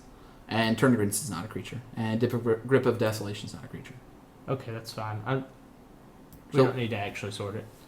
Well, let's see if there's any... Now, is there any good creatures? Would you rather have Chasm God over something? No, I don't want a 3/2 haste. Or the Reckless Guy? No, we definitely don't want another 2 drop. And we've also got black, so we've got the Death Touch ally. We've got 2 of them, actually. We don't have any way to gain life. Target Huh? We don't have the pay. Oh, whenever you gain life. I thought it was Yeah. just anytime you played an ally. Transgress the Mind. We're aggressive. We don't need to play that. Yeah, okay. Alright, so next thing we That want to seems look fine. at is... Let's pretend that we did the blue-red one real quick and pull the blue over to the side. Alright, well, put your lands in first, just to be sure. Okay, well, we're about to look at another deck. Are we split? We're pretty close to split. Let's see what it recommends. Uh, It recommends 7 and 9. Yeah, I'd go 8 and 8. I'd rather have 8 and 8 with... I know we have an early double black, but we have just as much one color. Alright, so... Just pile them all up in one. Sort by color. Okay. There you go. Now, what are we getting? How many black cards do we have? 1, 2, 3, 4, 5, 6, 8, 9, 10. We would have to have 10 blue cards that are great for it to be worth considering. Let's make sure. We have... 1. That's actually a decent card in limited. 2. Rush of Ice is decent, but it's not super great. Well, I mean, a lot of their black cards are only decent.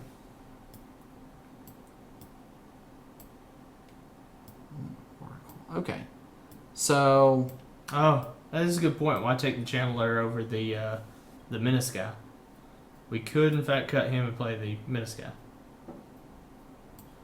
So Owen Turtmold and Kai Bude said that it can be correct to main deck Boiling Earth. They did not say that Boiling Earth was a tier 1 card. They said it was main deckable.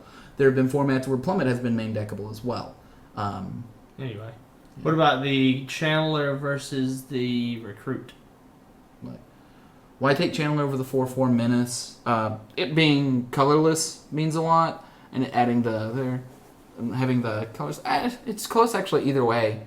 No, what was the other one? The Recruit? What Recruit? Over the 4/4 Menace as opposed to the 4/4 that taps for 2. Oh, the Shatterskull versus the Kozilek. This one has a little bit more synergies. This one has Menace. We have, 3 cards that care about colorless? How many of them are really important? Vile Aggregate's really the only one. This one gives us more mana for Aruna's Path, Grips of Desolation, and a Kum Hellkite, but that's about it. What I'm really saying is, do we have to actually run black over red-blue? So if we run black... I like black better. It's because it's a beatdown deck. I like blue better because it's the other one. We need to find out which one's right. We both have a bias. You have a bias to beatdown, and I have a bias to mid-range. Well, if you look, though, the removal on Ruinous Path would be sad to give up. I think that you're right because Ruinous Path, Grip of Desolation, and Silent Skimmer are 3 cards I'm very excited, and these 4 cards I'm excited to play. In blue, Benthic Infiltrator. Also, I don't really want to play 2 Oracle of Dust. No, yeah, we would actually probably just end up running. I mean, you could definitely play the Shadow Skull Recruit then, and cut the Oracle. Well, I don't mind it with multiple Ingestors. You can use that ability really, really aggressively with 2 Benthic Infiltrators and a Mist Intruder. But I think you're right because we're having to run a Rush of Ice. And I do not mind running a Horribly Awry, but I'm not excited about it. I will say Horribly Awry is about as good as a Culling Drone. So they're about on par with each other, so it's not really one way or the other. This one gives us a lot more card advantage. So I think we're going to start with the black-red. And, yeah, you're right. The Ruinous Path and the Grip are really strong. And I think if we're in a match where they're answering a lot of our cards, I'll consider the blue, but would I run the blue if we were playing against a more aggressive deck? Because in the black-red deck, we're the aggressors. Well, we also have a good bit of removal. We only have 1 piece of black removal that can be played early. In Ruinous Path. Carrier Thal's a good defensive card. Malakar Familiar and Silent Skimmer are all great defensive cards. As opposed to just the 2 Benthic.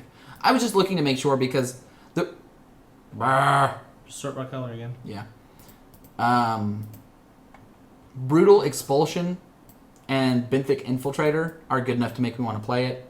Let's sort by color. And let's decide if we're going to play... sort by converted mana cost. Yeah, you want to cut the... We either want to cut the Shatter Skull Recruit or the Kozilek's Channel. I think I'd cut the Recruit. I like the mana more than I like the Menace. Also, the colorless is good. And there's, there are, what, 3 cards that it matters that we might have the mana? There is The Dominator Drone, Molten Nursery, and so there's Fire. Ruinous Path as well. Yeah. It has Awaken. Yeah, we have big ones. And cards that we want to have extra mana to play, right?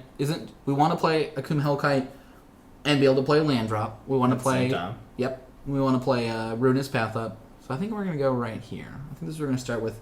Seems about right. We had 2 minutes, 50 seconds. Yeah. Evil Muffins, you are completely right on Sludge Crawler. Everyone was down on this card. And traditionally, paying 2 mana to pump up cards and playing pump up cards are bad. This card... Format's just slow enough, though. This card has 2 things going for it. Ingest is more important than we thought, just like you're saying. And the format has been pretty slow overall. Lets you often make him a 4/4, a 5/5, a 6/6. And you don't mind playing him later. Let's see. So I'm really also trying to figure out if there's many situations where we want to sideboard into blue. And I think the only time we'll want to sideboard into blue is if we want specifically card draw or the unblockability. If we're in a match where we need to be holding guys back to block and need evasion, we've got Mist Intruder, Benthic Infiltrators as evasion. We may or may not put in the Coral Helm guy, probably not. But also, if we're against a combat trick heavy opponent, then Brutal Expulsion can be quite nice. But I think in almost every scenario, this black-red deck is much better. I will also say, this is an awesome deck. Often when you're running a deck, He's right. you have I helped. about 4 to 5 cards that you're very excited about playing. And here, what do I have? I'm excited about both our rares. I'm excited Or is that about- a mythic. I don't know. Malakar Familiar.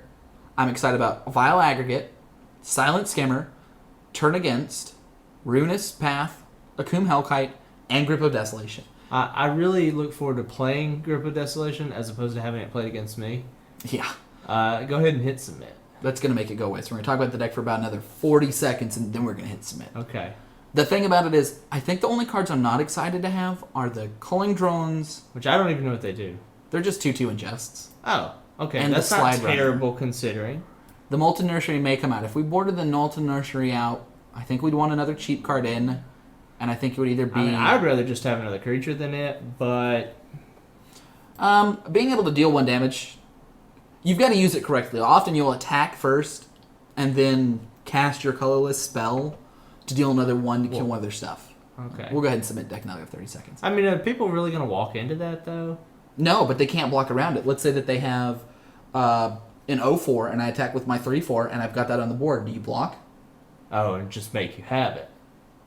You don't block, do you? Let's say you have a Silent Skimmer. I attack with my 3/4 guy, and I have Molten Nursery on the board, and I'm untapped. Do you block? Probably not, unless I have to block. Right. I mean, I guess after a couple turns, I'll... Also, so remember why I said that we're probably going to draw? Yeah, we're not going to draw with this deck. We're on the play. We're the beatdown. We're keeping this. Yep, that's good. Oh, look at that. Sludge Crawler first turn, followed by Culling Drone on the second, followed by the Familiar on the third. Yeah, we'll have the void we need. We'll have the ingest we need. And if our opponent plays something that we'd rather trade with, we'll play the Carrier Throw before the Culling Drone, just because I'd rather have my 2/1 die than my colorless card. Yeah, and actually, does it just make a dude when it... Just makes a Scion. Having a lot of colorless cards is a lot more important than it looks in most of these decks. Specifically, we have a Vile Aggregate, and that card is a star 5. The star is based on the number of colorless cards you have. And 3 mana for a 1/5 with Devoid, Trample, Ingest. But more importantly, it's probably going to be a 3 to 4 power attacker very often. It's going to be a card our opponent has to answer. It's a hard to answer card because it has 5 toughness. And in this situation, if our Malachar Familiar was instead that card, they could be staring down very quickly a 3/5 on turn 3. Just not a very fair card to play against. Alright. Again. Oh, yeah, I'll let you... Brad's excited. I thought I could click through the phases, but you can't. I mean, clicking's a little bit tough on them. This is exactly the kind of deck, Brad, that... Yep, this is exactly what I like to play, and we never get to play it. Alright. Let's go ahead and attack first.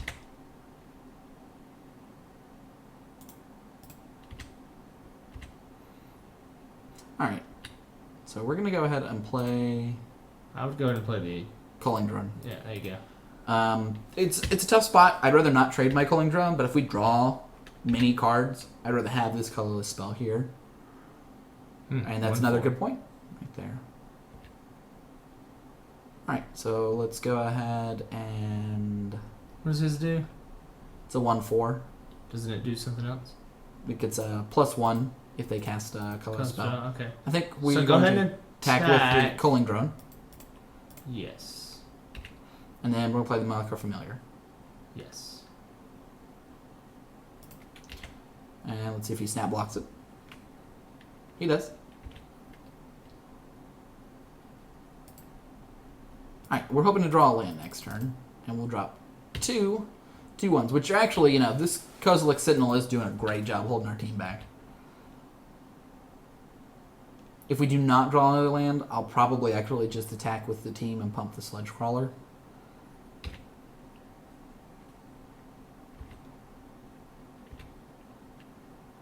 But we did.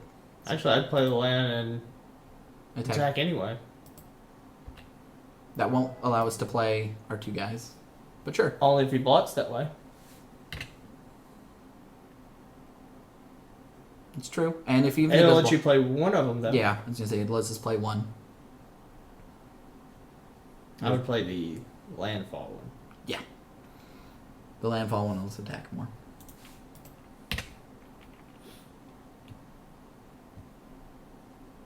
You should block the 1/1.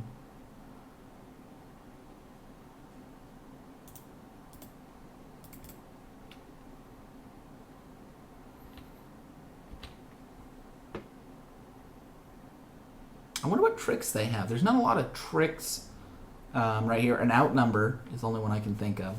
I didn't have anything. Alright.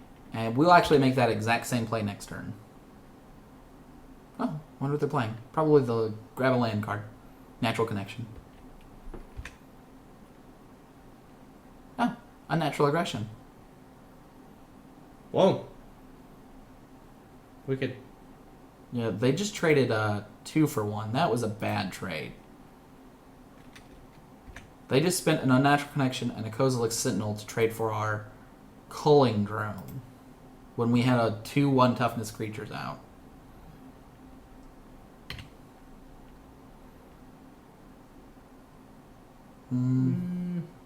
Yeah, we'll go ahead and attack and see if he wants to Full trade. out? Full out attack? That's what I would do. Yeah.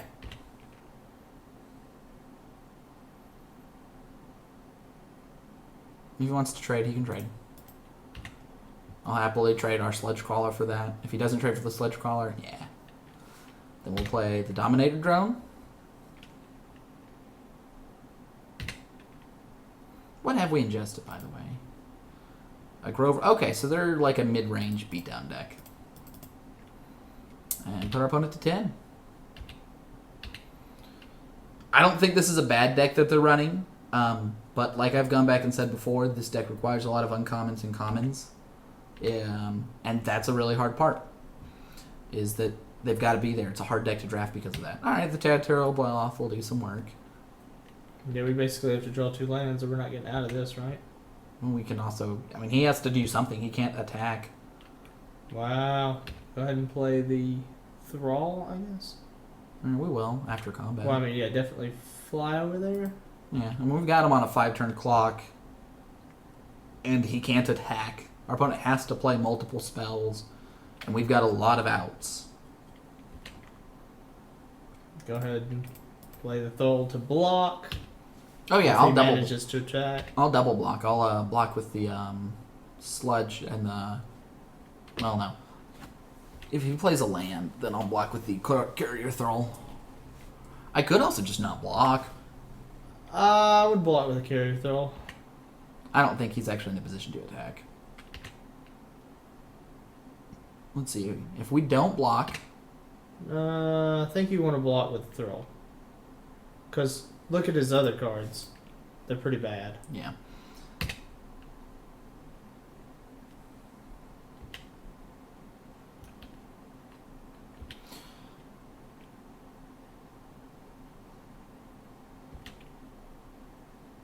Okay, so we're still on defense.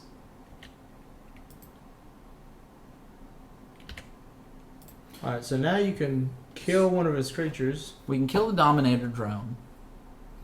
Attack with all of our Or creatures. you can also kill with the 4/4. Ooh, I think we can kill him this turn. We kill the Dominator drone. We attack with all of our creatures. He blocks the biggest one. He blocks our 3/2. He goes down to 4. He goes down to 4. And then we take a back swing of 4 6, to 7, 8, 9. No. His guy dies too. Oh, well, or that happens. Yeah, I think, yeah. But I think it was right to kill the Dominator drone because we attack with everything. He can swing back us for 6, then he dies immediately. So he has to answer our flyer, which he has to draw because he hasn't done it the whole game. I think we stick with the beatdown plan. Yeah, I mean, I don't see us. Do we have any random sideboard cards that would have been good against him? Yeah, Boiling Earth is actually good against him. Oh, okay. What do you want to take out? I want to take out either Kozilek's Channeler or Turn against his deck. I want to take Or out Grip? I mean, is Grip worth taking out? No? Is it good? I don't Oh, know. it is. It's great. What's Molten Nursery do? Does 1 damage. It's this, it's if Boiling Earth's good in the deck, Nursery's good in the deck. Okay. Huzzah! Yeah, we're deciding what to take out here. All of our cards are actually quite good. That's the hard part about good decks. All the cards are good. I think we should just take out a high drop because I have so many. I do like the Turn Against in that. Well, so I like the 4/4 because it's a 4/4 and Yeah, everything maybe he we plays just take is out the there. Turn Against. As much as I like it, the fact of the matter is, like, I mean, it does only take it for the 1 turn, so it's a cool combat trick, but... usually it kills one of their things. I don't know. Usually you can use one of their bad creatures to block their big creatures. They might not have any big creatures. Or we can take their big creature and kill them. Yeah. Because we're racing. Like, that's the reason I really like Turn Against, is that this card at the 3 mana would be good too. What do we want? Well, we should cut.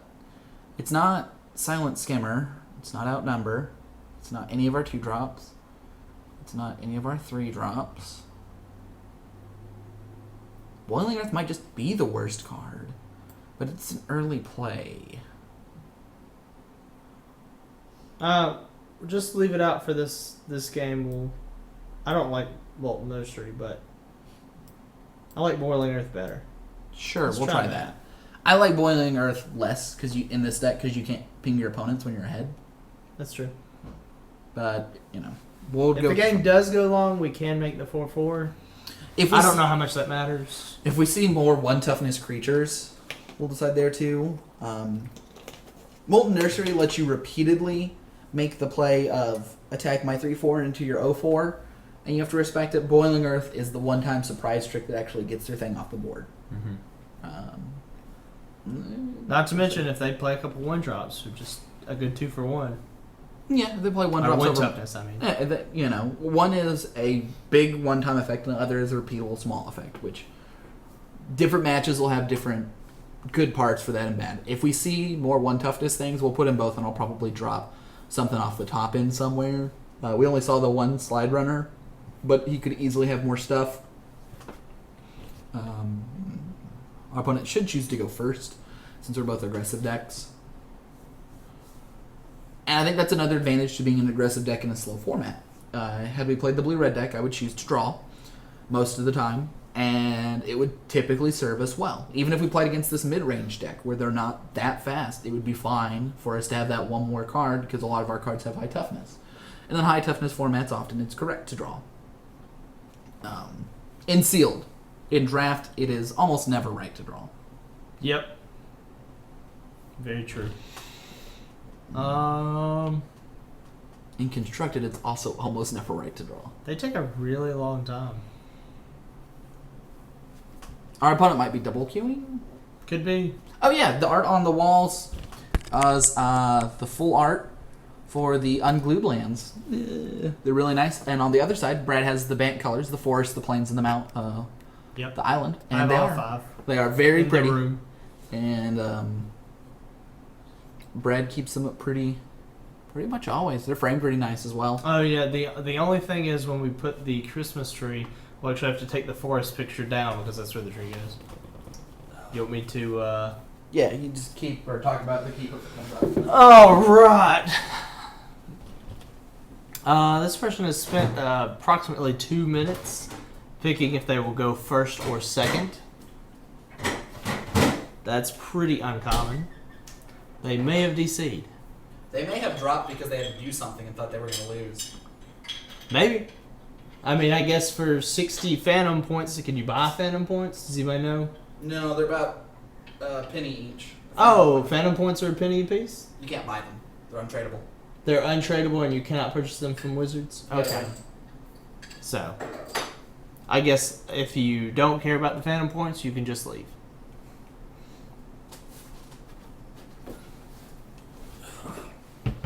Let's see, what else can we talk about? We can't talk about our... Hopefully they did not DC, because it's going to be kind of slow. Go ahead and pull up Battle for Zendikar, and we can talk about the commons and uncommons. Can we get a... open up Gather, and we'll look at the combat tricks. And we'll talk about the combat tricks that you guys want to kind of keep an eye on. Gather, perfect, right at the top. How do you know if we come back? It'll make a little flashing thing at the bottom. Oh, when it's our turn? Yeah. Nice. That is one of the things I did very well in that. So go to Advanced, and just pull up all the common and uncommon instants and sorceries. Alright, so it's been a while since I've used this one. Battle for... I'll handle the mouse. You handle the typing. Battle for Zendikar. Here, you have to click Add. Yes. And then... Types. Types, you want... Instant and sorceries. No, instants. Just instant, sorry. In instants. And then go to common and uncommon. So go down to rarity. Oh, yeah, it's not going to add very many more. Okay, sure. And then standard and do it by display. And then let's do it by color. And we'll talk about that. Sort by color. And go to display and go to visual spoiler. Alright, so one of the things you can do to greatly improve your game is know the instants and sorceries, or the instants that matter in the set. So white has most of them. Let's start with Encircling Fissure. It is an uncommon. You generally can't play around it. If you know your opponent has it, you should. And it will wreck you. It prevents all of your combat damage. Fog is bad. Half of a fog is amazing. Half of a fog that makes a 2/2 is even better. It's not a card you should play around too much because it's an uncommon, but it is a card you should be aware of if your opponent leaves up 5 mana awkwardly or leaves some creatures back when you think they should be attacking. Gideon's Reproach is the card you're going to see often in white. It's a great instant. It's going to get around it. You saw the game that we lost, the draft we lost. We played around it. We had our 4/4 attacked into it. We made the response, and then the next turn we played our 5/5. You don't have to check it; it'll light up yellow. I don't trust it. All right, go back up. We're not I done like with the line. Tandem Tactics. We'll get there. But just playing around your stuff intelligently, right? Like knowing what's available and what's not. The one card that's not on here that does matter is the Snare, and it's 1 white for the enchantment. It removes, exiles a creature, and it has flash.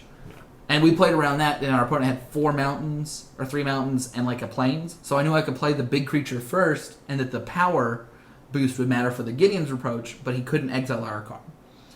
Inspired Charge, you don't normally need to worry about. They're normally going to play it. Lithomancer's Focus is legit. Just the +2/+2 matters. 1 mana +2/+2 is fine.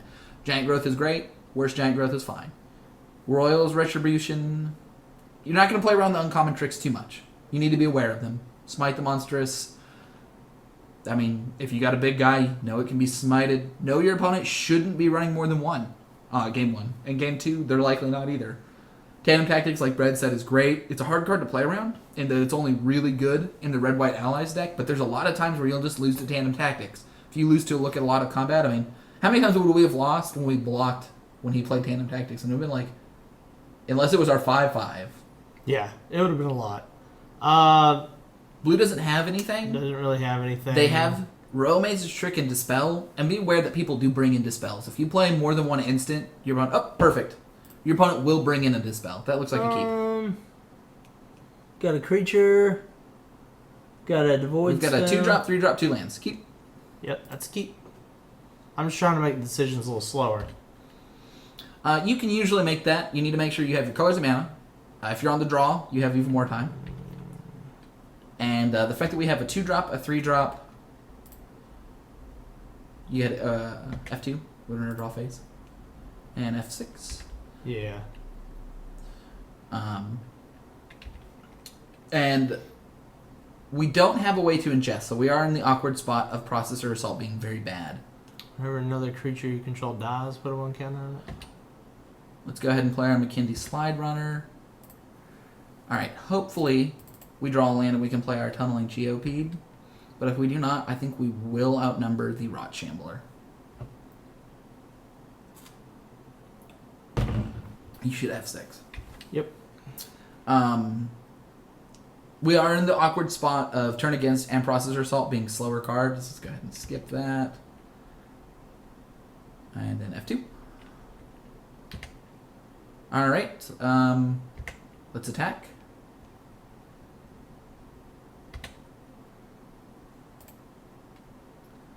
So we can lose to not drawing land, but we won't lose yet. I think we wait for our opponent to cast a card so they can't...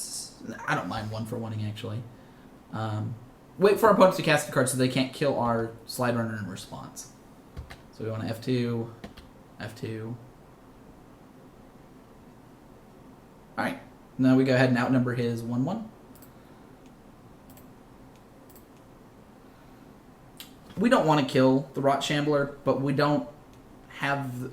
We need to be playing cards out of our hand to not fall behind. Wow. Alright, well... That's how it goes right there. F6. We're still not out. We need to draw some lands. We need to draw them quite quickly. F2. You want to represent Sure Strike. And this is represented. That said, I would attack into that Sure Strike if I was him.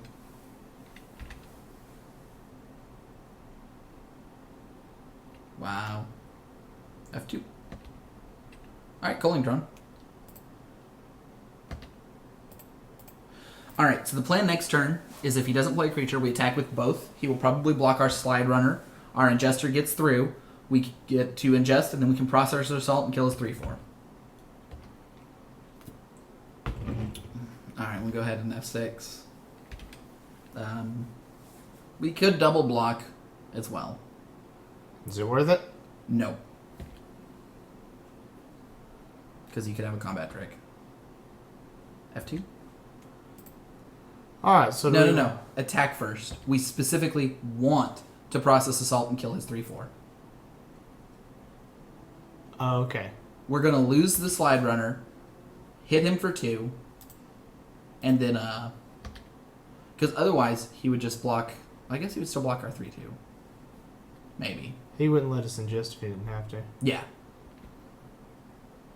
And I know this is trading 2 cards for 1, and I know it sucks. It's I know unfortunate, but but I mean, we didn't draw lands for 4 turns, so. So play the land, process assault, kill the 3/4. If he had a better card to play, he would play it. And now he's hitting us for 1. And just F2? click on the Stone Fury. We have to give him that card to his graveyard. Oh, okay. We processed the Stone Fury that we exiled. Alright, so now we're not definitely going to lose. If we draw another land, we're great. If we do not, we still can play the Tunneling GOP.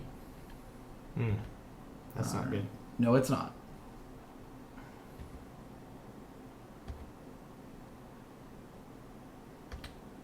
Interesting attack, though. Why wouldn't he?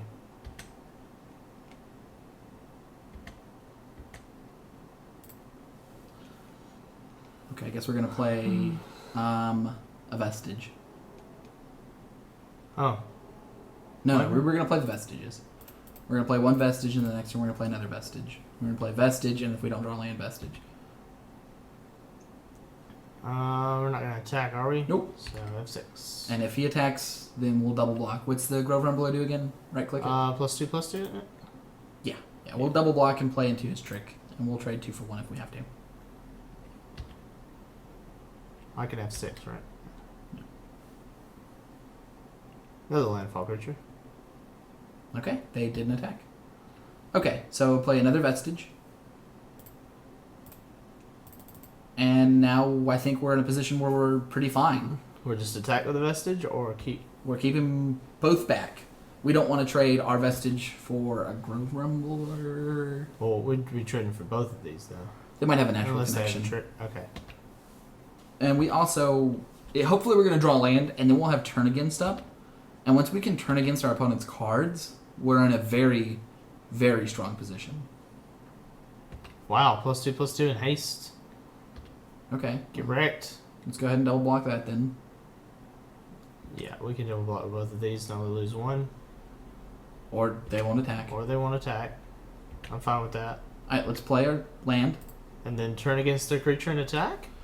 No. No, Then we they play won't our attack. Ooh. Kozilek's Channeler. Yeah, so we're not going to attack either way, right? Now, we're going to keep building our board up. Next turn, we'll be able to play a Sludge Crawler or a Silent Skimmer. It's hard to say. Yeah. Let's see. We can actually play the Silent Skimmer and the Sludge Crawler? Yeah. We have 7 mana. I'd like to leave turn against up for almost the rest of the game. Unless our opponent does something very aggressive or we draw another card. Because we can just blow them out at any point. Wait. What? Okay, we don't want to blow anything with light. Let's go ahead. Let's see. 6, 7. So we've got exactly 7. Let's go ahead and play the Tunneling Geopede and the Silent Skimmer. Alright. And this will be the last turn we don't leave turn up against. Our opponent's been extra conservative, and just getting the Silent Skimmer out And then... will put our opponent Do we in a want to position. attack anything? No, I don't No, think we don't have do. any attacks. Silent Skimmer gives us an attack. We can now attack, and our landfall triggers will ping our opponent.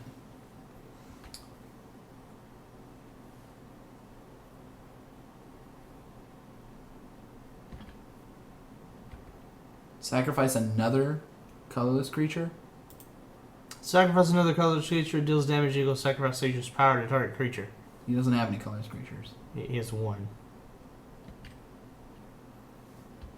And not enough mana to activate it right now. Okay, well, that's a decent target for turn against if we need be. Because we can... No, it's another creature, so we can't... Alright, so we're not playing Sludge Crawler is what I'm hearing. Wait, let's play Calling Drone. Sludge Crawler or Calling Drone? We're not playing Sledge Crawler because he can trade his Sentinel for our guy. Alright, attack with the Silent Skimmer and pass the turn. We're going to start leaving a position up where we're going to get him down to the point where we can kill him with an Alpha Strike. And on that turn, we'll take his Grove Rumbler, play land, kill him, whatever. None of his stuff has... It doesn't matter. Okay. Do we Yeah. need to always yield? Yes. not playing anything else, are we? One, No, two, we three, need four, F2. five. So from now on, we're F2ing because we're keeping turn against up. Yeah. So if he ever attacks, he basically walks into a turn against. Yes. He hasn't drawn a land in a long time. Okay, there you Neither go. have we. I don't think he has any good cards to What's the attack. hammer do? Whenever a creature attacks, you return it to its owner's hand. If you do, it's +2/+2. Okay. All right. If he, I wonder what he's gonna put that on.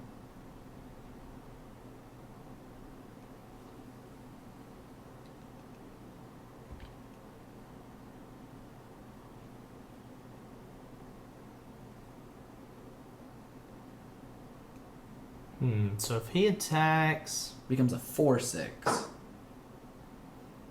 So we steal his Barrage Tyrant. All right, steal his Barrage Tyrant. still his barrage tyrant, still the 5/3. Yeah. Won't be big enough. Oh, it will be big enough to kill it. No, it won't. Okay, well, we're gonna kill his Barrage Tyrant. We're trading a turn against for a Barrage Tyrant and not taking damage. Shouldn't we take this because this is a 5/5? But then it won't kill his other card. We want to kill the Barrage Tyrant. We don't care about his 1/4. Okay, so we want want to kill the best card we take can kill. This. I was hoping he was going to put on something else and we would double block, but And then if we had a 1 toughness creature, we could have double blocked and killed it. Alright, F2. Alright, put the Barrage Tyrant. That one just owned flew. by. There we go. And there we go. Choose blockers. Okay. Oh, he didn't choose to do it. We fucked up. We messed up bad. How did we mess up? He didn't use the Slab That Hammer guy ability. still dies. Just like Chin said, wait for it to resolve or you can choose not to buy its a land. Yeah, Chin, we didn't see your message until afterwards. If I had been raiding the card, I would have not done that. Yeah. That was a really bad play. Alright, let's play our land. I think we should just awaken. Ooh, do we have 7? Yeah, we do. I have a 4/4. Do we want to attack before we awaken? We don't have any good Attack attack. with. We can attack with the 4/4, which is the only creature we want to attack with. So we just attack with this guy and then we awaken? No. We awaken. Oh, we awaken. No, if we awaken and then attack, that's not good. Yeah. We attack with. Oh, we can't attack with that and awaken though. Let's just play the Sludge Crawler and attack. The Sludge Crawler represents a very, very large threat that he cannot attack through.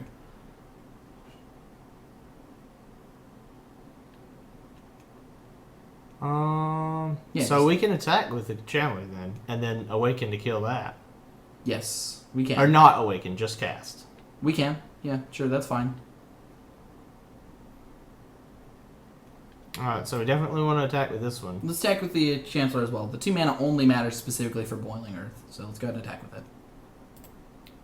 And if he double blocks, then that's also fine. We can trade the Chandler for 2 of his cards with Landfall. He has no singular good blocks. Seems like a good plan. Yeah, Chen, turn against was a little bit early. We should have waited for the trigger to resolve. All right, and then we cast. Wait. Oh, he What? blocked with that. Yeah, perfect. Boom. Alright, now our opponent no longer has any superior threats, and we can have 6. Oh, we should have attacked with more than that. Why? He would just block differently. Probably not. I don't like putting in positions where our opponent can make better blocks and kind of see the veneer of our attack. Oh, we have no cards in hand, so I guess we have 6. No, you have a Sledge Crawler, F3. Okay, we got it.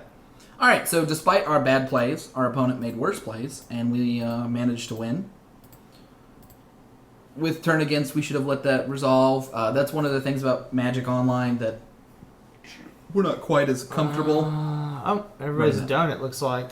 Alright, I'm going to take One over more this next minute. match. Yeah, go for And it. slide over. Got that slide. Alright. Let's see. So, like I was saying, blue doesn't have a particularly wide dearth Of combat tricks? of combat tricks. They have a dispel to dispel your stuff. So if game 2 you played a lot of instants, expect to dispel. Know it's within reason to play. And Royal's Mage's Trick is fine. I like it against the more aggressive deck. Somebody playing a black-red or the red-white deck, pulling in a Royal's Mage's Trick can be pretty effective. But there's not really a lot going on there. Yeah. Black doesn't have any. And that's something really important to know, is that black can't do anything. If your opponent has untapped black mana, there's nothing they can do about what you have. Red has quite a bit, right? They have the Outnumber, Stone Fury, and the Sure Strike. They have a 2, a 1, and a 5 mana option. They're all pretty good, and they're all common. So while reds are moderately conditional, they're all in pretty high quantities. And know that that Sure Strike or that Outnumber can be played cheaply as well. I think red and white have the strongest combat tricks, which is what makes the red-white ally deck one of its biggest strengths, is that they have all of the best tricks. Green has a strong uncommon. Infuse Elements is one of the reasons that in the other deck I wanted to play white, is the access to, +3/+3 or +4/+4 is quite powerful. The +2/+2 and the counterstaying is not terrible, but it's also not great. Natural Connection can be, be aware that if your opponent is running landfall creatures, they could be running Natural Connection. I wouldn't normally. Swell of Growth, on the other hand, is quite good. Oh, our match is up. Yeah, we would like to play first.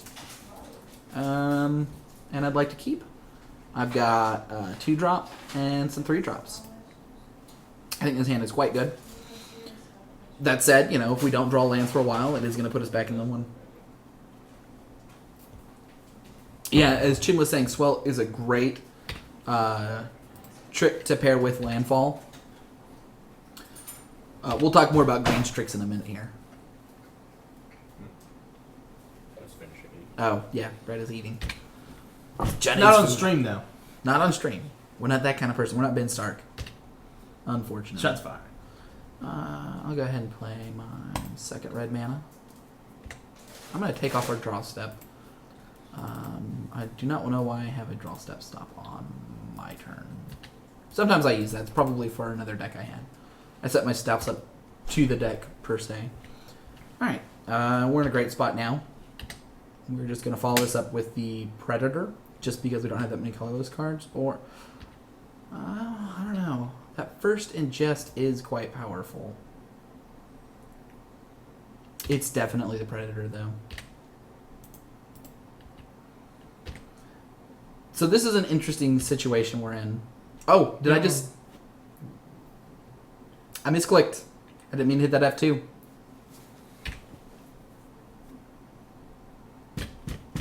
I was going to say it's an interesting position of which 3-drop I want to play. But it turns out I don't want to play any 3-drops. I hate 3-drops. Because of Processor Assault, we might have wanted to get the Ingest trigger in. Alright. Let's go ahead and play this now. Let's go ahead and attack. I'd like to trade my Slide Runner. Yeah.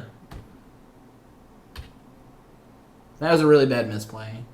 Or misclick. Yep. It wasn't a play. We lost 3 viewers for that. Everybody left. They were like, oh my gosh, these guys don't know how to click buttons. Out. Don't blame him. I I don't would either. have too if I could have. Oh, it was so unfortunate. Alright, so anyway. So we're dropping in the... Do you want to play the Predator or do you want to play the Flying guy? Oh, he didn't trade here. Now I definitely want to play the Aggregate. Our opponent wants to attack with that card. He should have traded. I still don't understand why you want to play the Aggregate, but... If our opponent wants to be beat down, they can't beat down through a 1/5. Also, because I draw my Processor Assault. Oh, does that have Ingest? You have to, it says Ingest. That does not say Ingest. That's the word Ingest right there. Oh, okay. Why is it at the bottom of the card? That's the order of Ingest. You'd think it would be Devoid, Ingest, and then the last thing. Yeah. Or Devoid, Trample, That is Ingest. exactly what I said. I thought. Wow. A big old pass. I still think you should play a Flyer.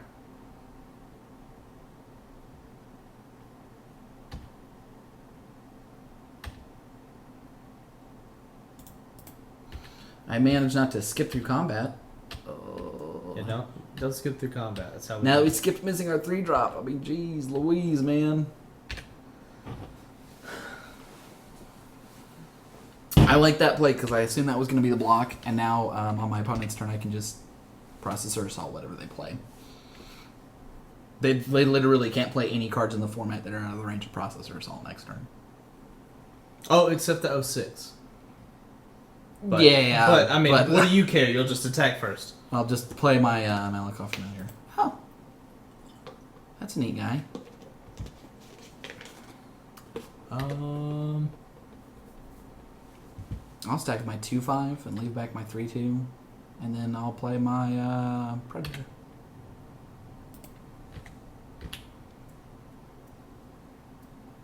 There's one card in the format that'll punish me for that, and they didn't have it. What was that one card? Cancel that. Actually, I want to play the flying guy. The white +2/+2 prevent all combat damage. Oh, right. Yeah. All right, so now our opponent can play something large and punish us. So one of the strengths of the black-red deck is the fact that it can do a lot with a little bit. We only have 3 lands, and our opponent is almost dead, and we have a pretty threatening board. Not to mention, we still have another 2 cards we can play. Yeah, and this is all through the terrible misplay of me clicking through our third play. Like, our opponent could be at 3 less life. They could be on the tail end of dead. And if, for any reason, we draw lands at all in this game, we have a 3, a 4, and a 5, 4, 5, and 6 drop that are just backbreaking. Hey, that does, doesn't it? Yeah, we're going to kill that. With style.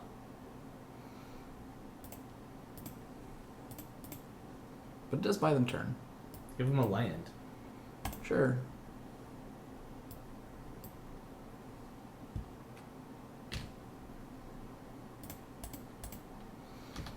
And then next turn we have the Vestige of Emrakul, which will make our Vile Aggregate a 3/4.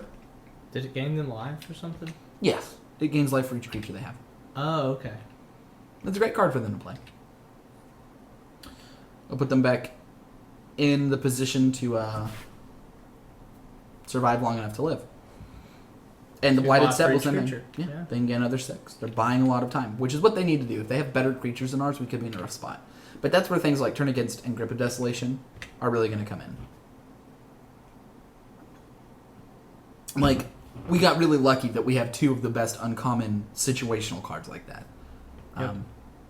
Why didn't Grip of Desolation show up on the black instance? Oh, if we... Because it's not technically black. Oh, that's so annoying. So we're going to have to go back and review the black. Mhm. That's the thing that's weird. I was thinking, wait, Grip of Desolation's an instant. It's the kind of instant that everybody fears. If we get to 6 mana and our opponent ever taps out, I will be happy to get rid of that Blighted Step as well. Alright, so our opponent's in the tank for a minute.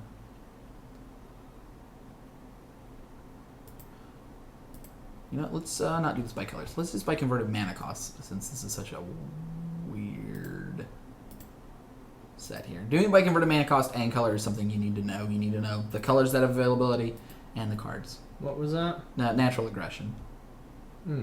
on the Malakil from Harrier. So that's a Okay. trade. That's And a that's not a decent 2-for-1. Yeah, that's a trade in their favor. I mean, it is a 2-for-1, but they were willing to take it. Well, I mean, their guy makes 3 bodies. It's not really a 2-for-1, though. That's what I'm saying, you know? Are you willing to go ahead and throw the 3/2 in front of that?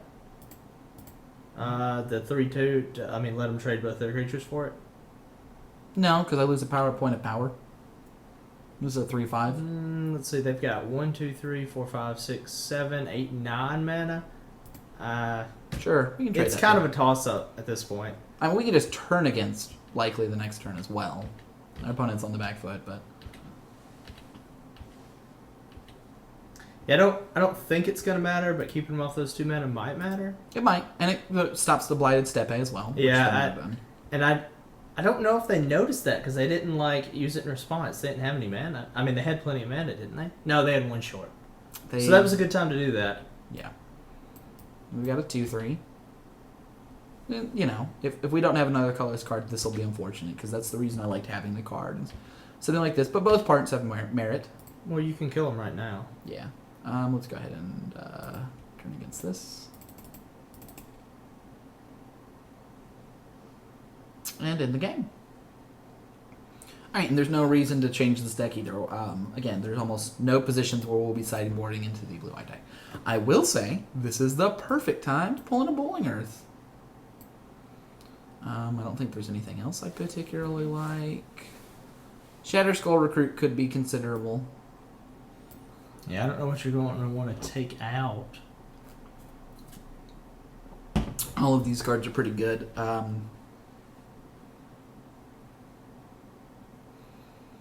think it's going to be the Molten Nursery again. Yeah, that seems fine. So, I think against 1 toughness creatures, Boiling Earth is usually going to be better. The reason that I like the Nursery is it's fine against the 1 toughness creatures, but it's also fine if I just need to do the damage grade. As opposed to Boiling Earth, where it's not fine unless they have targets. But there are quite a few targets in this format. Alright, I want to wait for our opponent. So 1 mana tricks that matter are Outnumber and Lithomancer's Focus. And remember, nope, we're not going to get a chance to talk about that at all. That's a pretty land heavy hand, but I really, you were off that one. Well, I wouldn't mulligan it, but I don't like it. That's where I was at. I'm not particularly happy about this, but I don't think on average 6. We do have to scry with it though. All right, let's go ahead. Oh gosh. Let's go ahead and get our swamp. Yeah, sure, whatever. Yeah, whatever. It doesn't matter. That's rough. It is, but playing. Okay, so eventually we'll just. Whoa. I almost clicked through that. Yeah, I would have quit playing. Shame. There's been much shame in this match. These games. Oh, hey, our opponent's actually doing something here. Hey, there we go. So are we a turn late? And then you can go ahead and play land and be happy about your landfall trigger. So we're gonna save the rest of our mountains if we can for the Akum Hellkite triggers, if we can. Well, you probably want to actually get up to the Hellkite though. So, Oh yeah. I mean, those lands are going to get played, but any past If we 6, draw swamps, then we'll play 1 more mountain than the rest swamps. So we'll go ahead and play our mountain here. And now you can attack. Yep.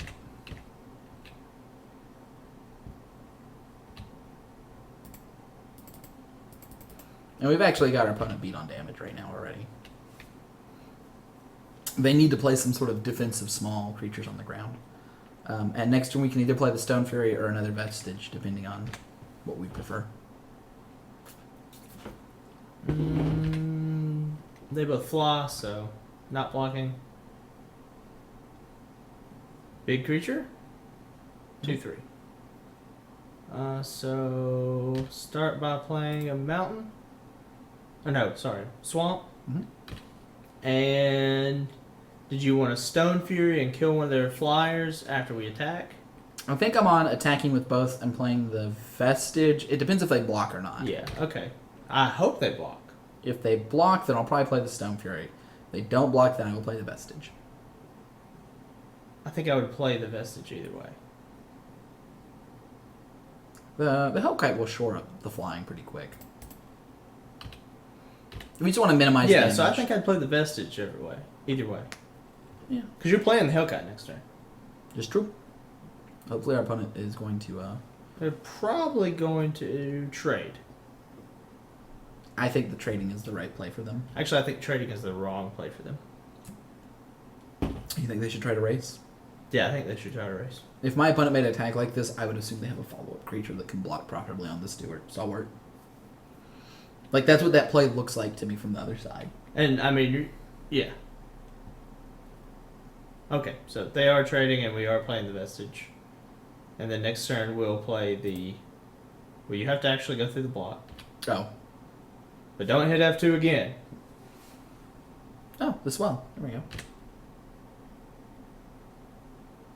Okay, so they played around a trick. I like that.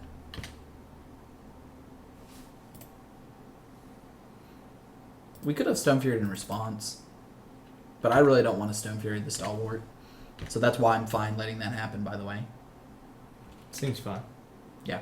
I mean, we're about to lock them out of the air, so... Yeah. So a lot of people would have just Stone Fury to take the 2-for-1, but that 2-for-1 doesn't matter. Oh! Whoa! So you think they've got another trick? Do you care if they've got another trick? We've got a block, don't we? We should block, I think.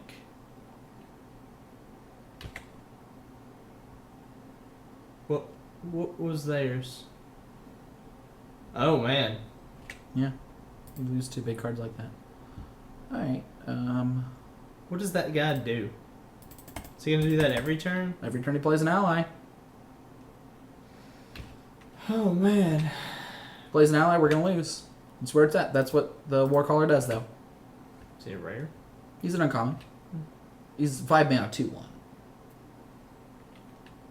Alright, so we need to draw a mountain next turn, right? Yeah, otherwise we can just Stone Fury. If he attacks with everything, it's If not he plays gonna- an ally, we lose, right? Yeah, but he would have already played an ally if he could. Okay.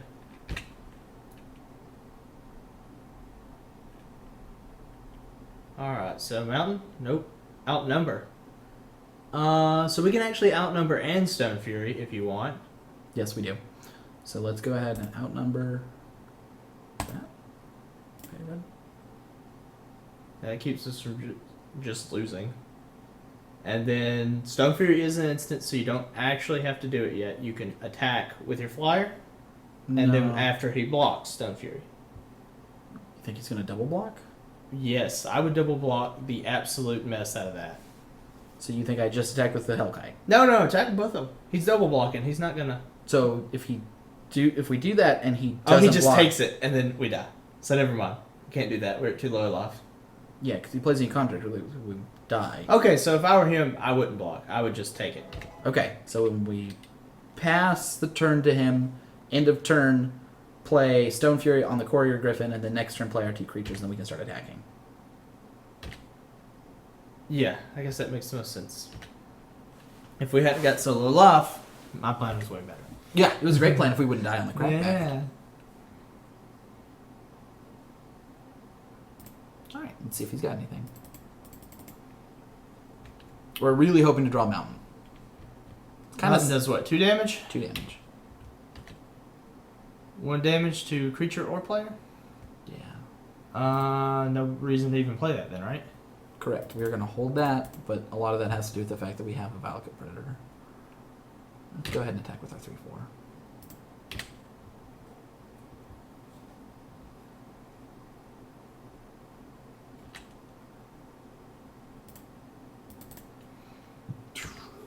Alright, So do you want to do 1 damage to him or just hold it? I think we should hold it. we're going to hold it for the first one for a lot of them, because next one we're going to attack him with all of these creatures. All of them? He can still just take it all. Well, not the Hellkite. Ooh, Alright. nice.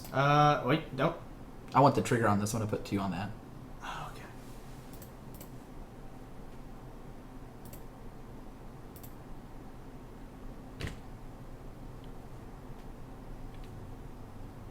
I think you need to hit F2 again. Okay, we're going to attack with everything now. We're going to play the Channeler afterwards. That seems fine. So our opponent has to block. He can't double block to kill the Hellkite. If he has a trick, he has to use it now, and he can't kill us then. 9, 10, 11, 12, 13. Yeah, it's Xaxes. So he just have to block. Everything he blocks will trade. Yep. Or possibly just die. Chop block. Yeah, he should probably just block the... If he has a trick, he has to use it now. That's the thing I like, is he's at the point where he has to block. And he has 1 card. Yeah, and if it's a trick, you know... And if it's a trick, he's going to use it. And he probably would have already The only used it. way that he could win is if he had a trick for something with flying that added 4 power. A 4 power trick. But I don't think there's any in the set. Is he giving up? Oh, he's letting us... Kill him. Oh, kill one of them. Kill the flyer. Yeah.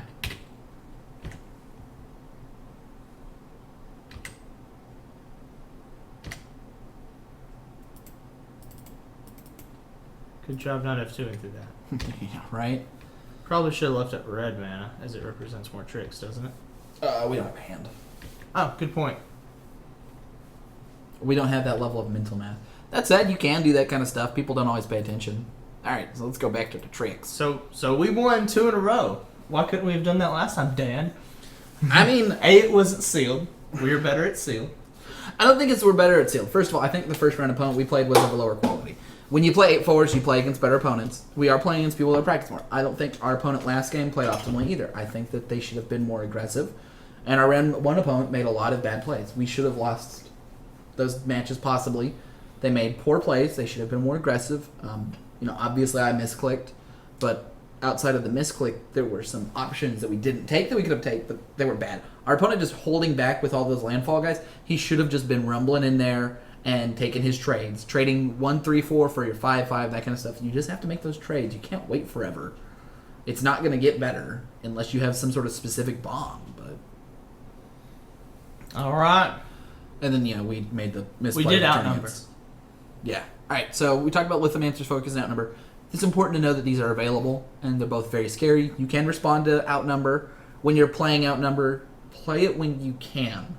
We didn't want to outnumber the Rot Shambler, but we were in a spot, first of all, where we didn't have other things to play. And second of all, not more importantly, but second of all, it's fine not to kill their 5-5 with your Outnumber, right? If you have 5 guys on the board and they have a 5-5, and you don't absolutely have to kill it, don't do that. If they only have to play one removal spell to make your Outnumber do nothing, don't set yourself up for the 2-for-1.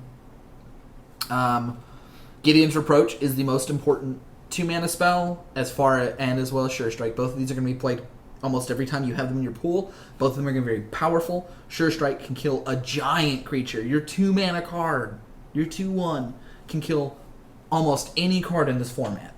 With a Sure Strike. Yeah. With a Sure Strike.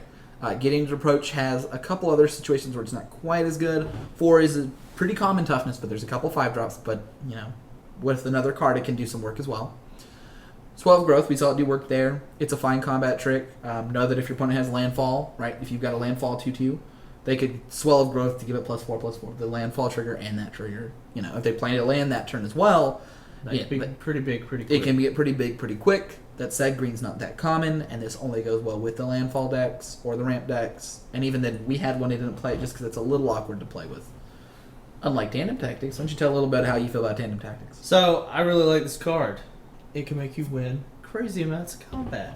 Not to mention, the +2 toughness will set a lot of your poor cards into beating a lot of their really good cards. Yeah, you can attack your 4/4 into a situation where their double block would kill it, and now your double block doesn't kill it. Now you traded a Tandem Tactics for one of their creatures.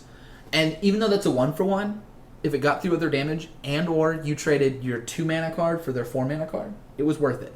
The last thing I'll say on this is the gain 2 life clause can be pretty relevant for the The Game Life deck, the black-white one. Yeah, and just for racing. There's a lot of decks where you're racing, and the gain 2 life can make a difference there. Complete Disregard's good. It's better than the Exile decks, but it's fine in any. It's just a 3-mana instant speed removal, and most of the cards that are I think pretty we good. actually have one in our pool, Yeah. right? We just hadn't needed it. Yeah, we didn't have it, or we'd be running it. We'd be running it for sure. Oh, what do we have that's 3 or less, then? I thought we had one of those. No, we have the discard card. Oh, the discard card that's 3 or less. Okay. Yeah, but Not as good. Yeah, this is much better. We'd be running it also for the processing. It lets you play the processor as well. Not much you can do play around this card. Just be aware that it's out there. If your opponent's suspicious living 3 mana, try not to put tricks on your 2 or 3 drop, but not a lot you can do, and there's some pretty juicy targets for it as well. Circulating Fissure we talked about before. This is the kind of card that's going to wreck you if you know your opponent has it. You want to try to make attacks that you won't trade all of your guys if you make them. You have to be much more conservative. And there's a couple tricks like that make you want to be more conservative. Grave Birthing doesn't matter that much. It just means your opponent can't jump block. It can matter quite a bit if your opponent has played sort of this blue-black deck and they would kill you on the crackback and you have Xaxes, because they can make a blocker out of nowhere. I've seen it happen before. It's not hard to do. A lot of these decks run 1. Natural Connection, just know that they can have instant speed lands. Yeah. If you're playing around Swallow Growth, you're playing around Natural Collection. It's not, or Natural Connection. It's not really any different. Just know that green has plenty of it, and that the ramp deck that happens to be running Landfall guys would be running a Natural Connection possibly. You don't worry about Scatter the Winds. We actually do have Brutal Explosion, but I don't think you should worry about it. You shouldn't worry about rares. Once you see it, it's almost an impossible card to play around. If you can sideboard into blue and you have Dispels, I would. The thing about Brutal Expulsion is your opponent's usually going to set up a situation where they'll get a ton of value out of it. And if you can counter their response, often that'll set them up in a very, very bad spot. This is true for everything, but the more powerful the instant, the more powerful the effect is when it's countered, because your opponent's usually in a worse spot.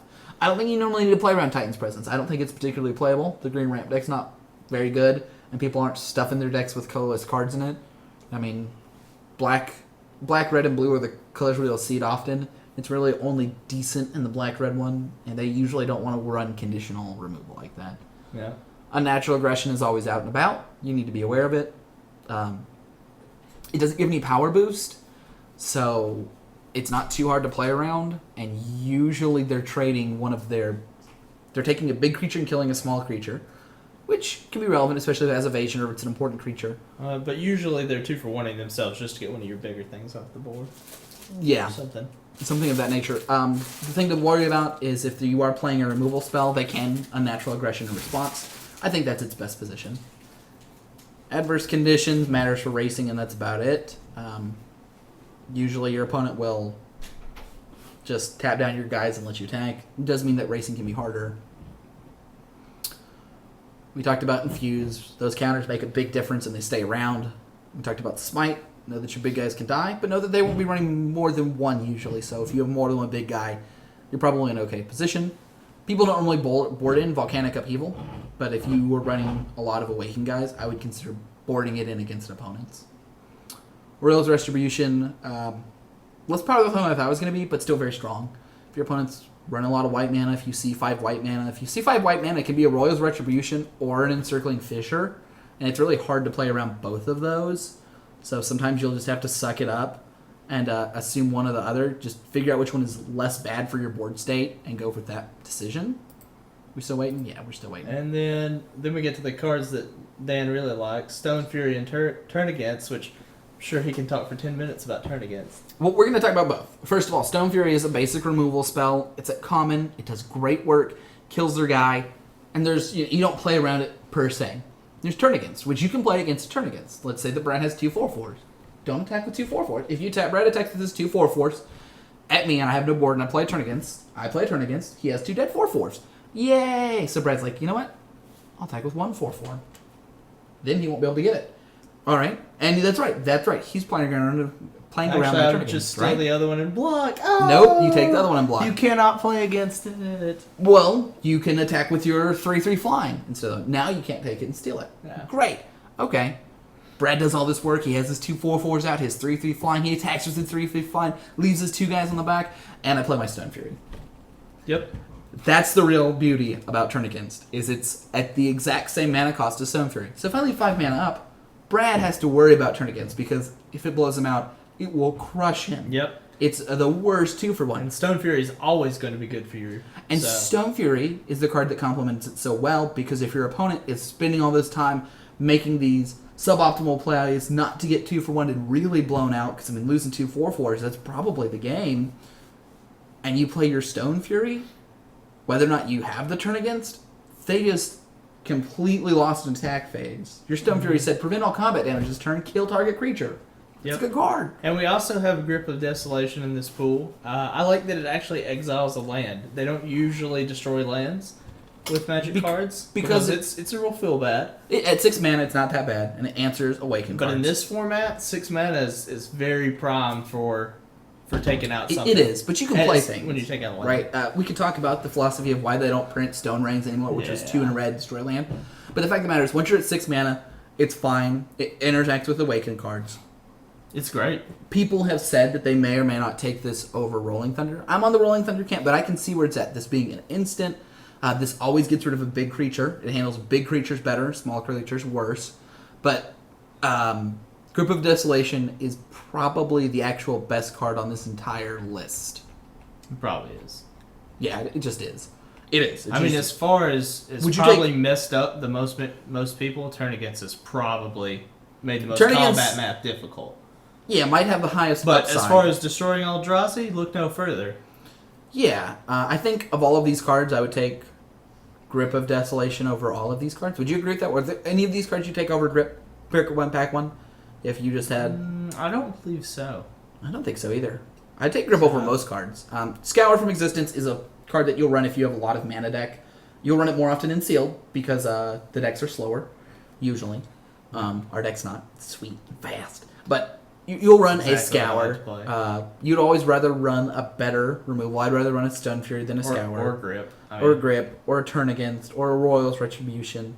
But, let's say I'm in the green deck. I'm in a big green mana deck. I might not have access. Let's say I'm in the blue-red deck, and I'm playing a deck that's pretty defensive. It holds up pretty well, but I don't have the top-end cards.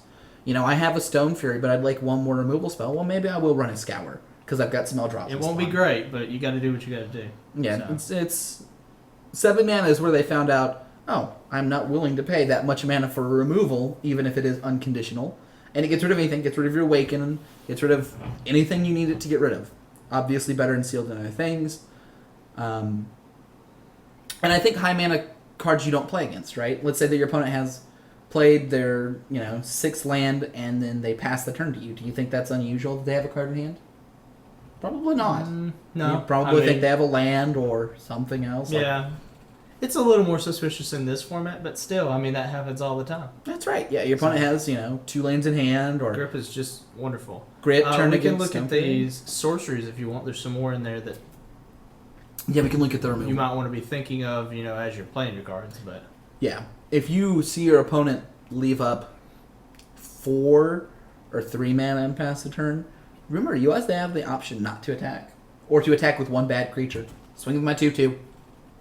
You gonna waste your removal spell? You gonna waste your Royal's Retribution on my 2/2? I'm always really impressed when I send my 2/2 into their 2/1 and then they cast a combat trick. I've gotten that combat trick for the low price of my 2/2 that was going to die anyway. Oh, yeah. So yeah. I like when they do that. I love thinking my Especially guys when out. I'm playing an aggressive deck where I have a bunch more of those 2/2s to throw out later. Yeah. So, Putting your opponent to casting those can often be very good too. That's a good mindset to have. Is if they have it, they have it. Do you really care about your 2/2s? No. no. They're going to die. Might as well let them die to awesome combat tricks. I'd trade my 2/2 for a Gideon's Reproach or a Sure Strike or any of these spells because you know what? Almost every single one of these spells, except for maybe like Outnumber, trade with my 5 mana 4/4. Yep. Lithomancer Focus, that'll kill your 5 mana 4/4. Gideon's Reproach, yep. Sure Strike, Complete Disregard? No. There's one, right? Tactics, yeah. And you might not get a guy either. Swell, yep.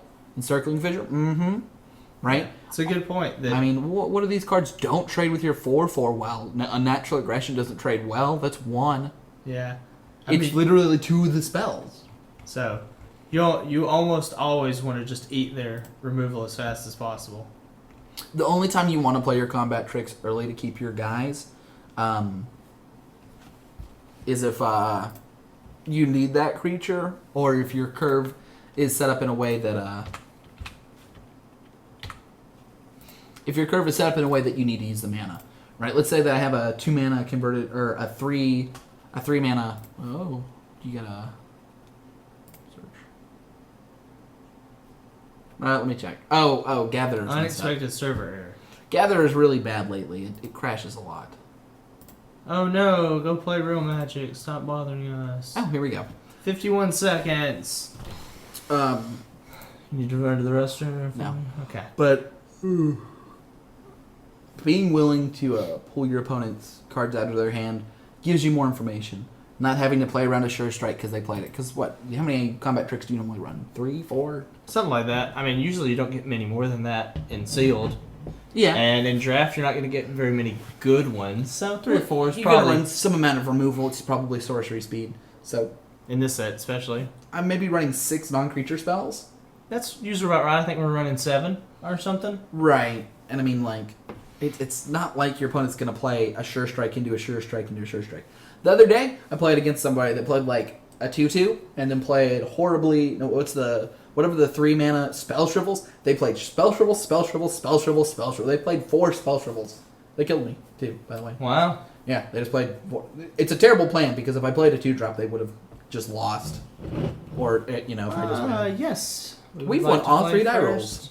And And we'd like to keep. that is a key. Our luck's finally come around, Brad. We've had all of these really good rolls and dice. We ain't won yet. Well, we've won the die rolls. That's We practically did it. win some die rolls. I was pretty happy with that. We've got Slide Runner into Aggregate into Dominator Drone. Yeah. It is a pretty looking hand. I would actually play the Dominator drone before the aggregate. No, it drains 2 when we get attacking for another extra point of damage. Oh, it drains 2 if you have another Colorless color. creature. Okay, that makes sense. Colorless Matter deck means... or Colorless Matter deck performs a lot better when you have... yeah, see, I'm actually going to be...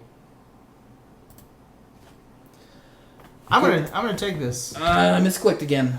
It's not my goal to play my mountain. This is why I thought I was clicking the mountain, but... Could you it have pulled it. 6, please? Yeah. I really hope they just play land and pass. My soul hurts because we just missed another 3 points of damage. Alright, play the aggregate. So that doesn't change our plan too much. It just means that if we draw a land, we'll probably play 2/2 drops. Golly. Man, I should just not be on my medicine when I'm playing here. The good news is my burn is healing up pretty quick, so hopefully I won't be playing... Oh, that is nice. And we drew land. Alright, so... So we're going to attack for 1, and then play 2/2 drops. Yep. And they're not going to block, so whatever.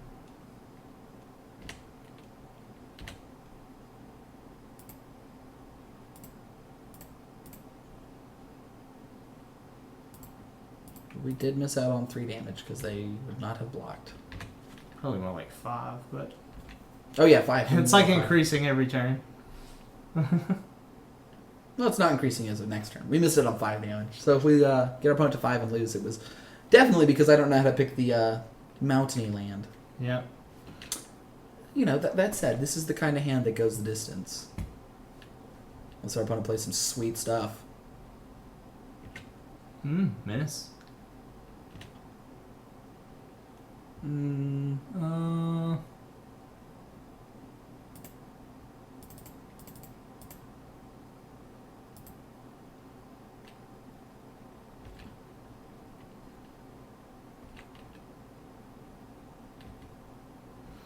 I could have played the Dominator drone and then blocked with Vile Aggregate and Carrier Thrall to kill that. But I think I'm just going to block with the Carrier Thrall Slide Runner.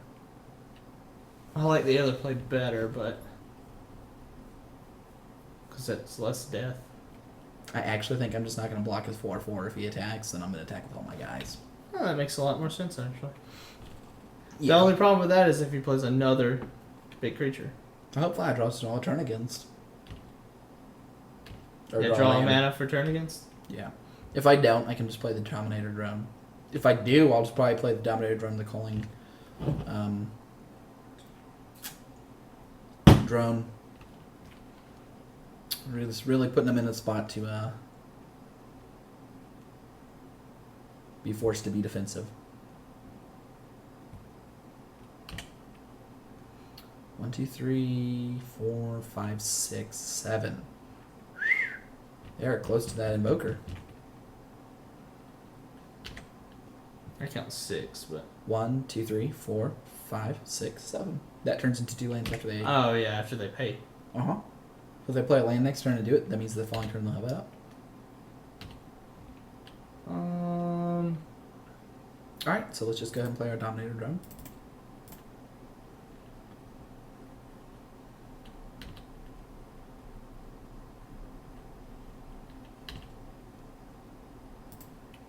And attack for 2.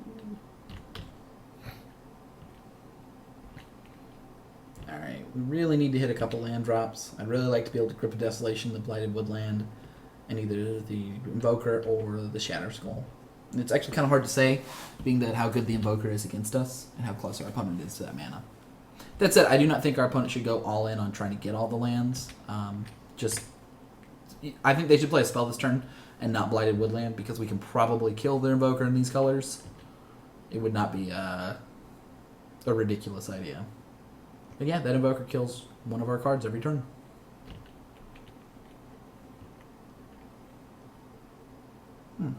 Oh. That's rough. Whoa. Undo. 2/5? You have a 2/5 there? To play into his combat trick? Okay. I'd rather just make this a 3/5 Okay. and make that's it a fine. 4/5. And if we draw a land, we can Grip of Desolation. No, we're 2 lines behind on that. That'll make it 1-1.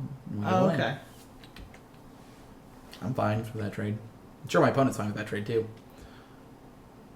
Yes, they did play combat trick. As long as they give trample, it's fine. Oh yeah, they can give this guy 3/1/1 counters. Woo. Hope we draw a land. Yeah, it's rough too because I only have 1 and 2 must answer spells. Oh, he just put 2 lands into play. Yeah, it's fine too. Oh. Yeah. Yeah. Well, it's a good thing we blocked that. Yeah, he had an onboard trick.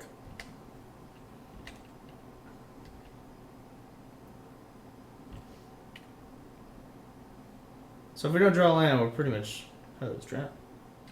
We got a turn or two, but we're in a rough spot. Okay, if we pay 2, we'll have a 4/5. So let's do that. Right, or I could just have 5. Now I can also just pass the turn and then turn against 1, 2, 3, 4, 5, 6, 7, 8. And then I can just turn against if he attacks with his 4/4, but then we have to block with 2 creatures. You probably should attack with a flyer, right? Yeah, let's do that first. He's gonna kill the flyer first, so. He'll actually probably kill our blocker first. Okay. I'm thinking if I want to turning against or not, and I don't. You know, it does have death touch, though. I know. Yeah, I just want to play my Yeah, I think you do want to just play the... calling drone and have a 4/4, a 4/5. All right, so that means our opponent can now spend every turn killing one of our creatures. Yeah. Now they won't kill our Eldrazi Scion first, which is nice. All right, and so we need to grip of Draw desolation. land. We need to draw land. Well, we're having to grip of desolation one of their 3 drops when they've got a 2/2 and a 4/4, and I mean I guess we'll get rid of their white land or their blue land. I don't know. I guess I'll get rid of their blue land because the exert influence, the mind control, is a worse potential card to play against than the whatever white converge cards they could play. That's a good point. Okay, it's first strike. 1, 2, 3, 4, 5, 6, 7, 8. All right. I think we're just gonna take 4. We don't have any good blocks. You have a 4/5, though. That is first strike, and he can do 3 damage at instant speed. You don't want to just throw the 2/2 in front of it just to... No, I'd rather have my guy stay at 4 or 5. I can take 4. I'm at 20. Okay. Oh. Oh.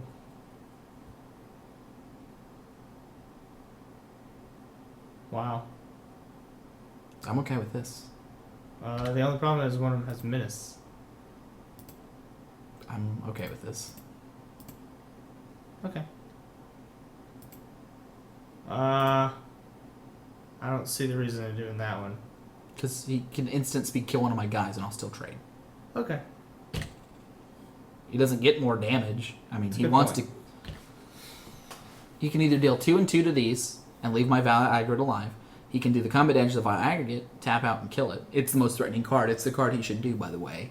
Leaving me with a couple 3/2s is not nearly as big of a deal. It's not, though.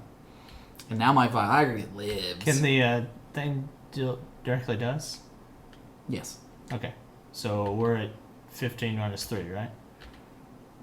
He'll probably play a spell. He has 3 cards in hand. Which would be nice.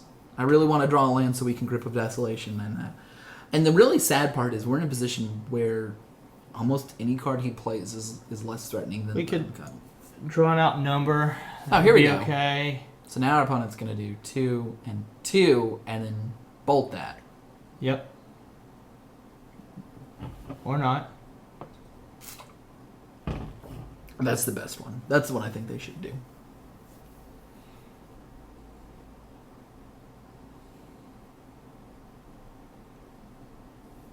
So now, should we keep the mana up for turn against this turn? This next turn? If we don't draw anything? Click a mana. Maybe. Probably. Because then we can turn against his 4/4 and block No, his. it'll be dead.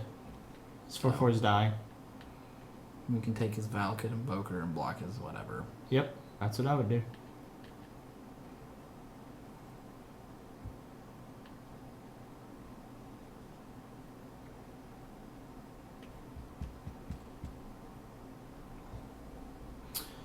Really hoping that this turn against, or this grip can go off. Yep, if it doesn't, we're going to die.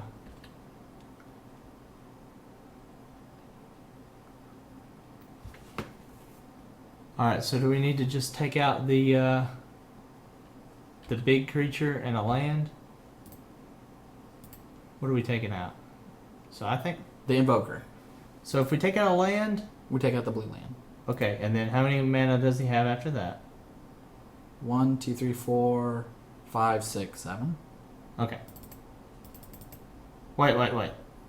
Then hold on a second. 1, 2, 3, 4, 5, 6, 7, Look, 8. 4, 5, 6, 7. Yeah, okay, so that is the correct play. It definitely is because he just played a land. I mean, being a land drop away from losing is just, there's nothing else. And it's not like either of these cards are particularly threatening. Alright. Alright. This is only game 1. Yep. Are we going to attack? Yep.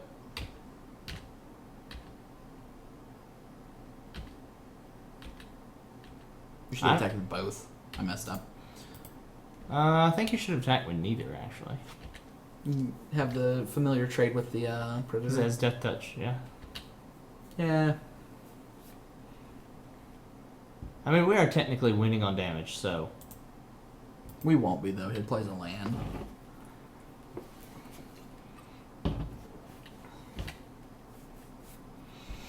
And they're ahead on cards. They're ahead on most things. Yep. What do we have Outdrawn to? We have an outnumber. We have the... Was it the 5 damage card that we talked about extensively? Stone Fury. Stone Do we have any Fury. big creatures to play? We've got our 4/4. Yeah, we've got a dragon, but we can't cast it yet. We've got the 4/4 for 5. That's about it. We've got 2 3/4s though that we could draw and play. Yeah. I think outnumber would be very useful. Outnumber would be great because we could play Tunneling GP in Outnumber. Yep. Our processor card would be fine too. Yep, the processor 5 damage card. Is it an instant or is it a sorcery? It's a sorcery. Okay. It's fine. So we'd probably just cast it on the Landfall guy. Yeah. Not worry about it. Even though we know he's got so much better targets. Well, Unfortunately. we assume. I mean, our Oh, opponent well, hasn't he's- missed a land drop. They could be flooded. Oh yeah, this is the first time we played him, so we're not sure. We just assume they have something better. He hasn't played anything of particular significance, but I'm imagining in his 3-color, 4-color deck, he has something to play. Yep. He's Alright. definitely thinking. Or dual queuing. One of the two. I don't know if people would dual queue non-value events. In that there's no, like, monetary value Oh, in here the he set. goes. Okay, they're playing something. Unfortunately, it only costs 3 mana, which makes me think that they don't have anything particularly good. This is a great turn for our opponent to tap out. 4's not a bad amount. See what they can drop down for a non-converged card. Oh, I think that's pretty good. Yeah, if they play a land, they can actually activate it right now. And attack for 4. Nice.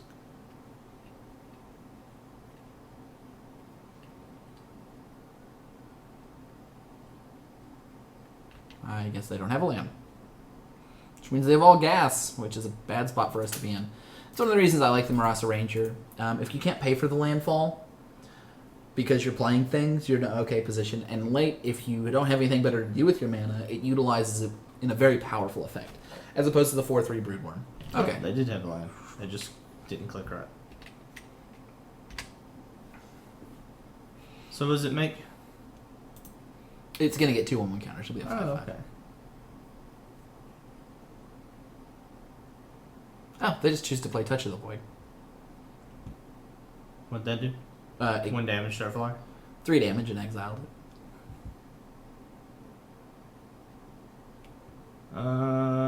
You want to trade for the 2/2? Yeah, we don't have anything better to do. That's a good point.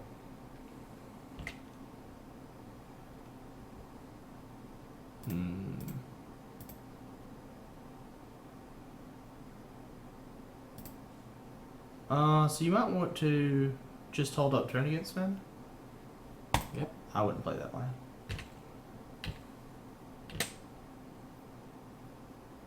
If we draw our dragon, I'd like to, well, I guess actually wouldn't matter. Nope. Wouldn't play the line.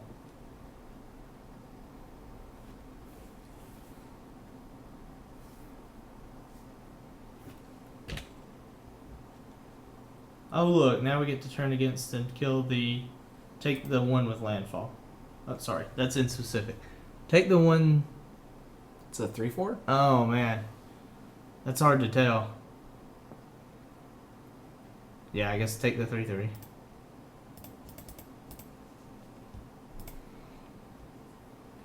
I was thinking they were both the same toughness. They are not. In case he has another land, though, you want to take that one.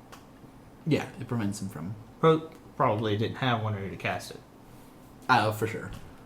Or played it. I'm sure they'll cast something. And the Invoker. Wow, don't cast that land. He deals 1.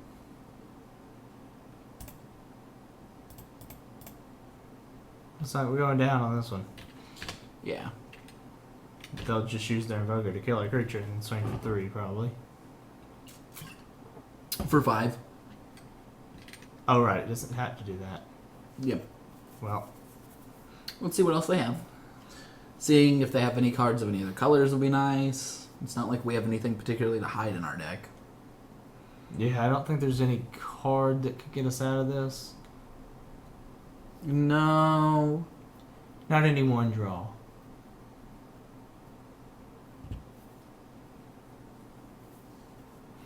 The dragon would be nice, but it's not enough. Because those are 3 toughness creatures. Oh, they have a spawning bed. It's a great creature to see. So knowing that they have a spawning bed makes me want to pull in the 1 damage. Let's see what else they've played.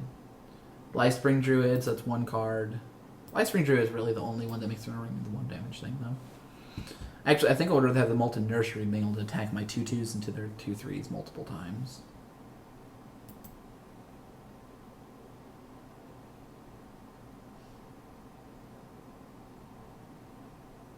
Alright, let's see. What is he casting now?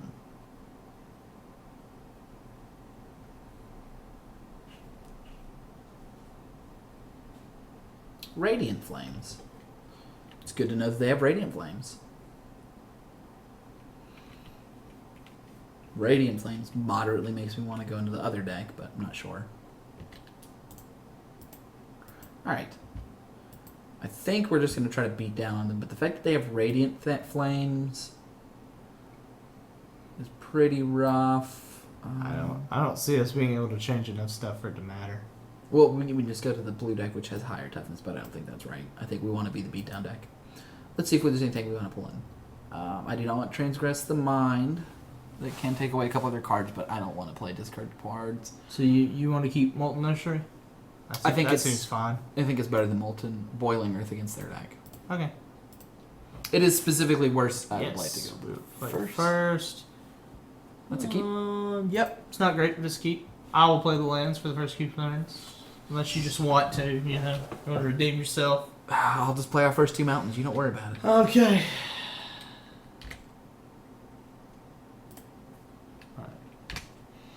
We'll play Carrier Thrall into Dominator Drone, and hopefully into Silent Skimmer.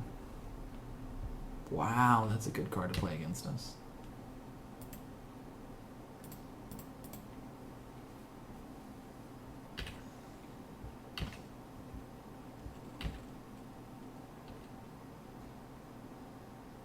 They both explode into a 1/1? Yeah. Alright. Oh, sweet. Did anything reveal and enter the revealed zone? I'm sure it will. Our opponent's deciding. He's picking which color he needs. Is there a chance he could run out of time? Not at 11 minutes. Alright, they picked Mountain. Alright, so my plan is to attack our carrier throne with their blister pod. They block, we both get a Scion. I play my Dominator drone. They pass the turn. The next turn I sacrifice it, play my Kozilek's Channeler, and I have a turn 4 Kozilek's Channeler.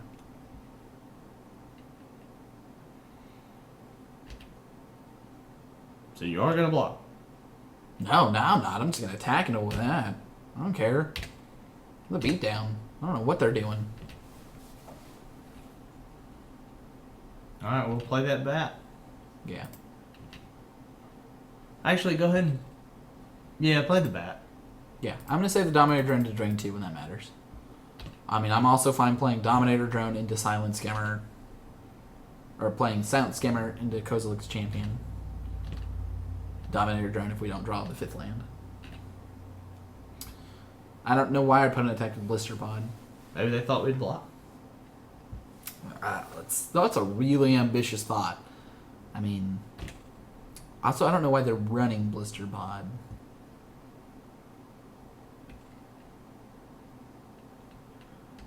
Unless they're just trying to each out some small damage? I'm not sure. I don't know either. There's not a lot of 3-drops that can block this either. I guess there's the Ally. And specifically just the Ally. The Converge Ally. And if he's got that, that's fine. Alright, so now just attack. Yeah, just attack with both. Now, I don't think he's going to block, though, is the thing. No, he won't.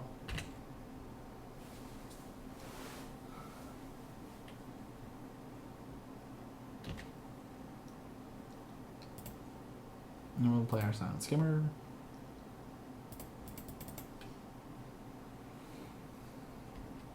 And then we'll play our Kozilek's Channeler.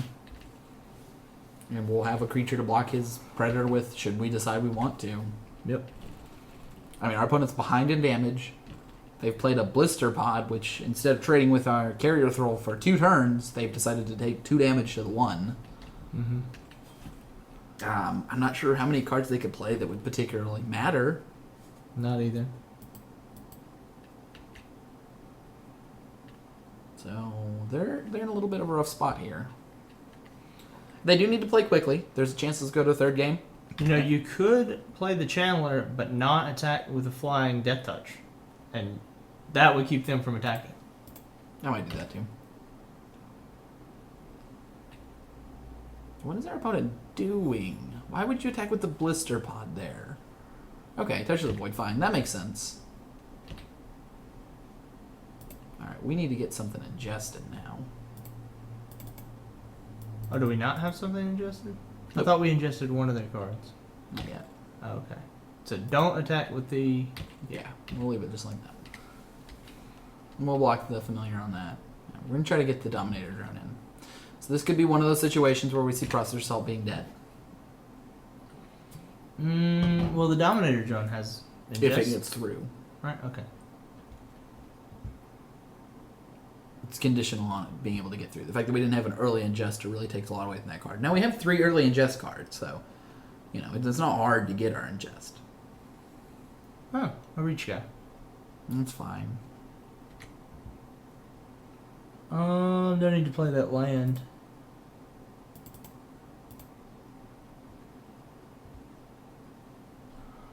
He's tapped out, so you can attack for 4. Whoa. Yeah. All right. Do I want to attack with my familiar and my channeler? No, because he has a reach guy. It'll trade. It's Death Touch. I want to attack with both. Okay, do it. Well, in that case, you should attack with the 2/1, shouldn't you? No, No. because he might just block the 2/1 and let me have the rest. Okay. And he can block with the Blister Pod, which is the thing I want least. Alright. Now, would you be willing to double block the 4/4 with the landfall dude? Double block with the creatures that are untapped? That was pretty profitable for him. Why? He traded a reach guy for that. That's fine. His reach guy can block any of our other guys and kill them. Now I can attack with my Dominator drone. Wish we had a card exiled, though. That's really where I'm at. And he doesn't have any good blocks. Now he can't block the Channeler. He can't double block. Our opponent should have been playing quicker too, because I think that they're going to lose this game, and I think that they're going to be in a tight spot on time. We have almost double their time.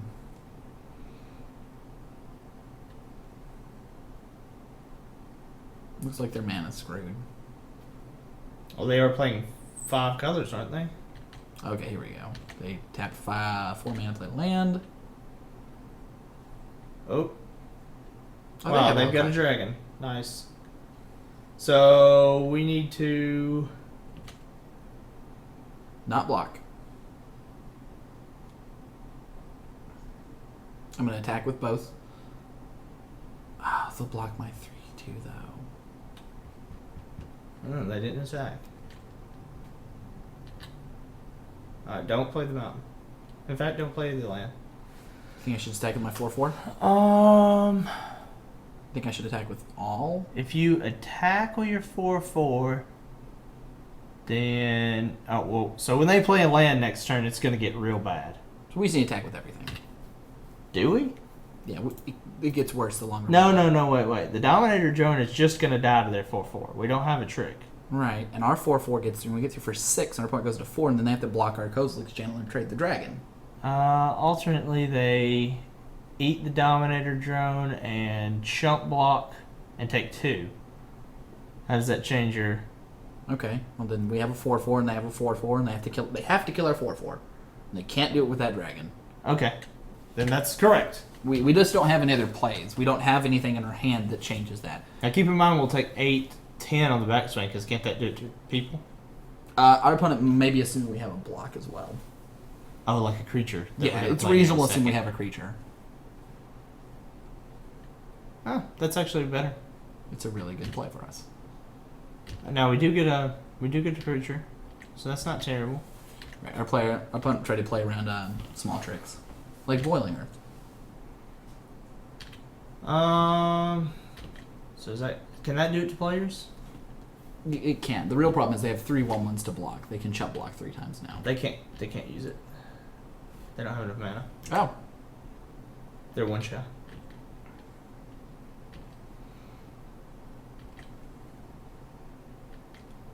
all right. They opted not to. They got a creature.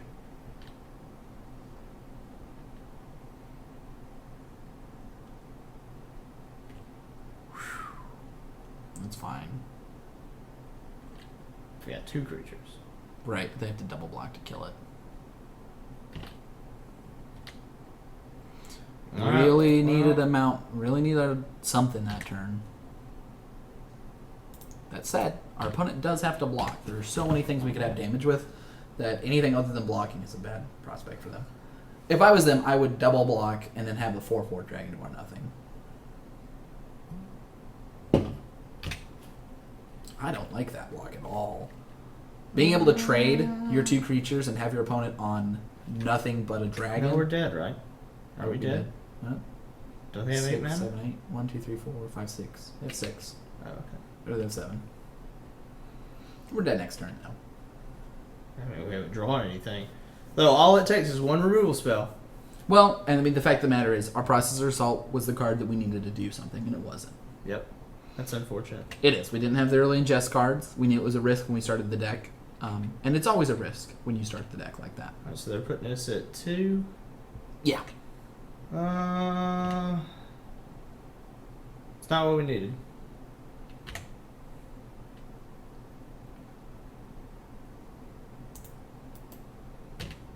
No, we needed our dragon.